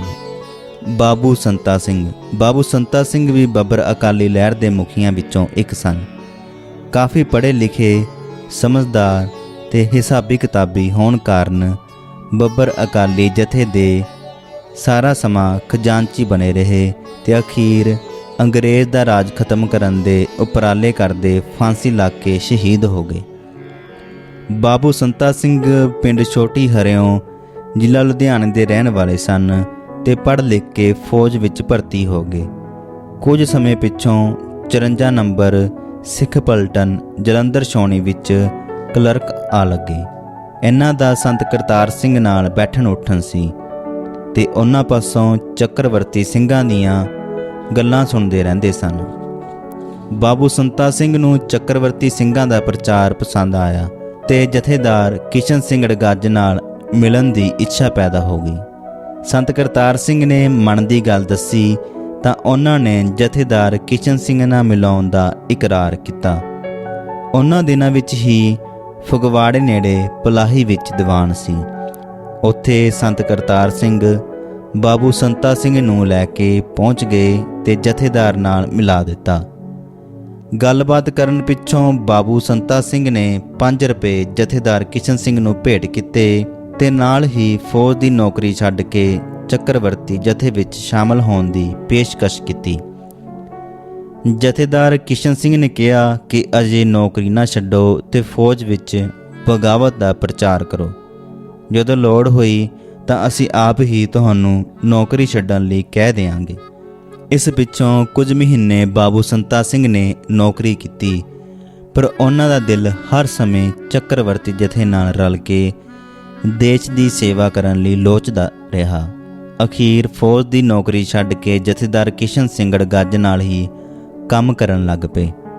ਇਹਨਾਂ ਨੇ ਕਈ ਥਾਂ ਤਕਰੀਰਾਂ ਕੀਤੀਆਂ ਤੇ ਵਾਰੰਟ ਗ੍ਰਿਫਤਾਰੀ ਜਾਰੀ ਹੋ ਗਏ। ਜਦੋਂ ਖਜੂਰਲੇ ਦੀ ਪੁਲਿਸ ਚੌਂਕੀ ਤੇ ਹਮਲਾ ਕਰਕੇ ਉੱਥੋਂ ਮਾਰ ਪੈਂਦੇ ਇੱਕ ਸਿੱਖ ਨੂੰ ਜਥੇਦਾਰ ਕਿਸ਼ਨ ਸਿੰਘ ਨੇ ਬਚਾਇਆ ਤਾਂ ਜਥੇਦਾਰ ਨਾਲ ਨੰਗੀ ਕਿਰਪਾਨ ਲੈ ਕੇ ਥਾਣੇ ਤੇ ਹਮਲਾ ਕਰਨ ਵਾਲਾ ਦੂਜਾ ਬਹਾਦਰ ਬਾਬੂ ਸੰਤਾ ਸਿੰਘ ਹੀ ਸੀ। ਫਿਰ ਫੌਜੀਆਂ ਨਾਲ ਬੱਬਰ ਜਥੇ ਦਾ ਸੰਪਰਕ ਬਾਬੂ ਸੰਤਾ ਸਿੰਘ ਰਾਹੀਂ ਹੋਇਆ। ਬਹੁਤ ਸਾਰੇ ਸਿੱਖਾਂ ਵਿਰੋਧ ਬੱਬਰਾਂ ਨੂੰ ਫੌਜੀ ਜਵਾਨਾਂ ਤੋਂ ਮਿਲ ਗਿਆ। ਆਮ ਤੌਰ ਤੇ ਜਥੇਦਾਰ ਕਿਸ਼ਨ ਸਿੰਘ ਤੇ ਬਾਬੂ ਸੰਤਾ ਸਿੰਘ ਇਕੱਠੇ ਰਿਹਾ ਕਰਦੇ ਸਨ। ਉਸ ਸਮੇਂ ਚੱਕਰਵਰਤੀਆਂ ਦੇ 2 ਜਥੇ ਬਣ ਚੁੱਕੇ ਸਨ ਤੇ ਵੱਖੋ ਵੱਖਰੇ ਫਿਰਕੇ ਪ੍ਰਚਾਰ ਕਰ ਰਹੇ ਸਨ। ਬਾਬੂ ਸੰਤਾ ਸਿੰਘ ਨੇ ਹੋਰ ਬੱਬਰਾਂ ਤੋਂ ਛੁੱਟ ਜਾਤੀ ਤੌਰ ਤੇ ਜ਼ੋਰ ਲਾ ਕੇ ਦੋਹਾਂ ਜਥਿਆਂ ਦਾ ਮੇਲ ਕਰਾ ਦਿੱਤਾ ਤੇ ਦੋਵੇਂ ਰਲ ਕੇ ਬੱਬਰ ਅਕਾਲੀ ਜਥਾ ਬਣ ਗਏ। ਜਦ ਬੱਬਰ ਅਕਾਲੀ ਜਥੇ ਦੀ ਅਗਸਤ 1922 ਵਿੱਚ ਚੋਣ ਹੋਈ ਤਾਂ ਬਾਬੂ ਸੰਤਾ ਸਿੰਘ ਨੂੰ ਜਥੇ ਦਾ ਖਜ਼ਾਨਚੀ ਚੁਣ ਲਿਆ ਗਿਆ। ਇਹ ਬਹੁਤ ਹੀ ਜ਼ਿੰਮੇਵਾਰੀ ਵਾਲੀ ਪਦਵੀ ਸੀ ਤੇ ਜਥੇ ਦੀਆਂ ਸਾਰੀਆਂ ਸਰਗਰਮੀਆਂ ਦਾ ਧੁਰਾ ਸੀ, ਕਿਉਂਕਿ ਖਜ਼ਾਨਚੀ ਹੀ ਜਾਣਦਾ ਸੀ ਕਿੱਥੋਂ ਮਦਦ ਆ ਰਹੀ ਹੈ, ਕੌਣ ਅਸਲਾ ਖਰੀਦ ਰਿਹਾ ਹੈ ਤੇ ਕਿੱਥੇ ਕੀ ਖਰਚ ਹੋ ਰਿਹਾ ਹੈ। ਬਾਬੂ ਸੰਤਾ ਸਿੰਘ ਨੇ ਕਈ ਝੋਲੀ ਚੁੱਕਾਂ ਤੇ ਹਮਲੇ ਵਿੱਚ ਹਿੱਸਾ ਲਿਆ। ਅਖੀਰ ਸੰਤ ਕਰਤਾਰ ਸਿੰਘ ਪੁਲਿਸ ਨਾਲ ਰਲ ਗਿਆ ਤੇ ਉਸ ਨੇ ਬਾਬੂ ਸੰਤਾ ਸਿੰਘ ਨੂੰ ਗ੍ਰਿਫਤਾਰ ਕਰਵਾ ਦਿੱਤਾ। ਗ੍ਰਿਫਤਾਰੀ ਵੀ ਬੜੇ ਧੋਖੇ ਨਾਲ ਕਰਾਈ। ਪਹਿਲਾਂ ਬਾਬੂ ਸੰਤਾ ਸਿੰਘ ਨੂੰ ਮਾਲਵੇ ਵੱਲ ਲੈ ਗਿਆ ਤੇ ਉੱਥੇ ਰੇਲ ਗੱਡੀ ਵਿੱਚ ਬਿਠਾ ਕੇ ਤਪਾ ਸਟੇਸ਼ਨ ਤੇ ਗ੍ਰਿਫਤਾਰ ਕਰਵਾ ਦਿੱਤਾ। ਜਥੇਦਾਰ ਕਿਸ਼ਨ ਸਿੰਘ ਦੇ ਨਾਲ ਹੀ 27 ਫਰਵਰੀ 1926 ਨੂੰ ਲਾਹੌਰ ਵਿੱਚ ਬਾਬੂ ਸੰਤਾ ਸਿੰਘ ਨੂੰ ਫਾਂਸੀ ਲਾ ਕੇ ਸ਼ਹੀਦ ਕਰ ਦਿੱਤਾ ਗਿਆ। ਫਾਂਸੀ ਲੱਗਣ ਵਾਲੇ ਬੱਬਰ ਜਥੇਦਾਰ ਕਿਸ਼ਨ ਸਿੰਘ ਬੜਿੰਗ ਜ਼ਿਲ੍ਹਾ ਜਲੰਧਰ, ਸਰਦਾਰ ਦਲੀਪ ਸਿੰਘ ਧਾਮੀਆਂ ਜ਼ਿਲ੍ਹਾ ਹੁਸ਼ਿਆਰਪੁਰ, ਸਰਦਾਰ ਆਨੰਦ ਸਿੰਘ ਘੁੜਿਆਲ ਜ਼ਿਲ੍ਹਾ ਜਲੰਧਰ, ਸਰਦਾਰ ਕਰਮ ਸਿੰਘ ਮਾਣੋਕੇ ਜ਼ਿਲ੍ਹਾ ਜਲੰਧਰ, ਬਾਬੂ ਸੰਤ ਸਿੰਘ ਛੋਟਾ ਹਰਿਓਂ ਜ਼ਿਲ੍ਹਾ ਲੁਧਿਆਣਾ, ਸਰਦਾਰ ਧਰਮ ਸਿੰਘ ਹਿਆਤਪੁਰ ਜ਼ਿਲ੍ਹਾ ਹੁਸ਼ਿਆਰਪੁਰ। ਬੋਬੇਲੀ ਸਾਕੇ ਦੇ ਸ਼ਹੀਦ ਬੱਬਰ ਸਰਦਾਰ ਕਰਮ ਸਿੰਘ ਦੌਲਤਪੁਰ ਜ਼ਿਲ੍ਹਾ ਜਲੰਧਰ, ਸਰਦਾਰ ਉਦੈ ਸਿੰਘ ਰਾਮਗੜ੍ਹ ਜ਼ਿਲ੍ਹਾ ਹੁਸ਼ਿਆਰਪੁਰ, ਸਰਦਾਰ ਬੇਚਨ ਸਿੰਘ ਮਾਂਗਟ ਜ਼ਿਲ੍ਹਾ ਜਲੰਧਰ, ਸਰਦਾਰ ਮਹਿੰਦਰ ਸਿੰਘ ਪੰਡੋਰੀ ਗੰਗਾ ਸਿੰਘ ਹੁਸ਼ਿਆਰਪੁਰ। ਮੰਨਣਹਾਣਾ ਦਾ ਸ਼ਹੀਦ ਸਰਦਾਰ ਧੰਨਾ ਸਿੰਘ ਬੈਵਲਪੁਰ ਜ਼ਿਲ੍ਹਾ ਹੁਸ਼ਿਆਰਪੁਰ। ਮੁੰਡੇਰ ਸਾਕੇ ਦੇ ਸ਼ਹੀਦ ਸਰਦਾਰ ਬੰਤਾ ਸਿੰਘ ਧਾਮੀਆਂ ਜ਼ਿਲ੍ਹਾ ਹੁਸ਼ਿਆਰਪੁਰ, ਸਰਦਾਰ ਜਵਾਲਾ ਸਿੰਘ ਫਤਿਹਪੁਰ ਕੋਠੀ ਹੁਸ਼ਿਆਰਪੁਰ, ਸਰਦਾਰ ਬਰਿਆਮ ਸਿੰਘ ਧੁੱਗਾ। ਜੇਲ੍ਹਾਂ ਵਿੱਚ ਸ਼ਹੀਦ ਹੋਏ ਬੱਬਰ ਸਰਦਾਰ ਕਰਮ ਸਿੰਘ ਝਿੰਗੜ ਜ਼ਿਲ੍ਹਾ ਜਲੰਧਰ, ਸਰਦਾਰ ਦਲੀਪ ਸਿੰਘ ਵੱਡਾ ਧਾਮੀਆਂ ਹੁਸ਼ਿਆਰਪੁਰ, ਸਰਦਾਰ ਸੁਰਜਨ ਸਿੰਘ ਹਿਆਤਪੁਰ, ਸਰਦਾਰ ਪ੍ਰਤਾਪ ਸਿੰਘ ਸ਼ਬੀਲਪੁਰ ਸਿਆਲਕੋਟ, ਸਰਦਾਰ ਮੁਨਸ਼ਾ ਸਿੰਘ ਜੋਹਲ ਜਲੰਧਰ। ਹੋਰ ਸ਼ਹੀਦ ਬੱਬਰ ਸਰਦਾਰ ਰਤਨ ਸਿੰਘ ਰੱਕੜ ਜਲੰਧਰ, ਸਰਦਾਰ ਬਚਨ ਸਿੰਘ, ਸਰਦਾਰ ਸਾਦਾ ਸਿੰਘ ਪੰਡੋਰੀ ਨਿੱਜਰਾਂ, ਸਰਦਾਰ ਚਤਰ ਸਿੰਘ ਕੰਧੋਲਾ ਜਲੰਧਰ, ਸਰਦਾਰ ਅਮਰ ਸਿੰਘ ਪੰਡੋਰੀ ਨਿੱਜਰਾਂ, ਸਰਦਾਰ ਸੁੰਦਰ ਸਿੰਘ ਹਿਆਤਪੁਰ, ਸਰਦਾਰ ਬਰਿਆਮ ਸਿੰਘ ਕੋਟ ਫਤੂਹੀ।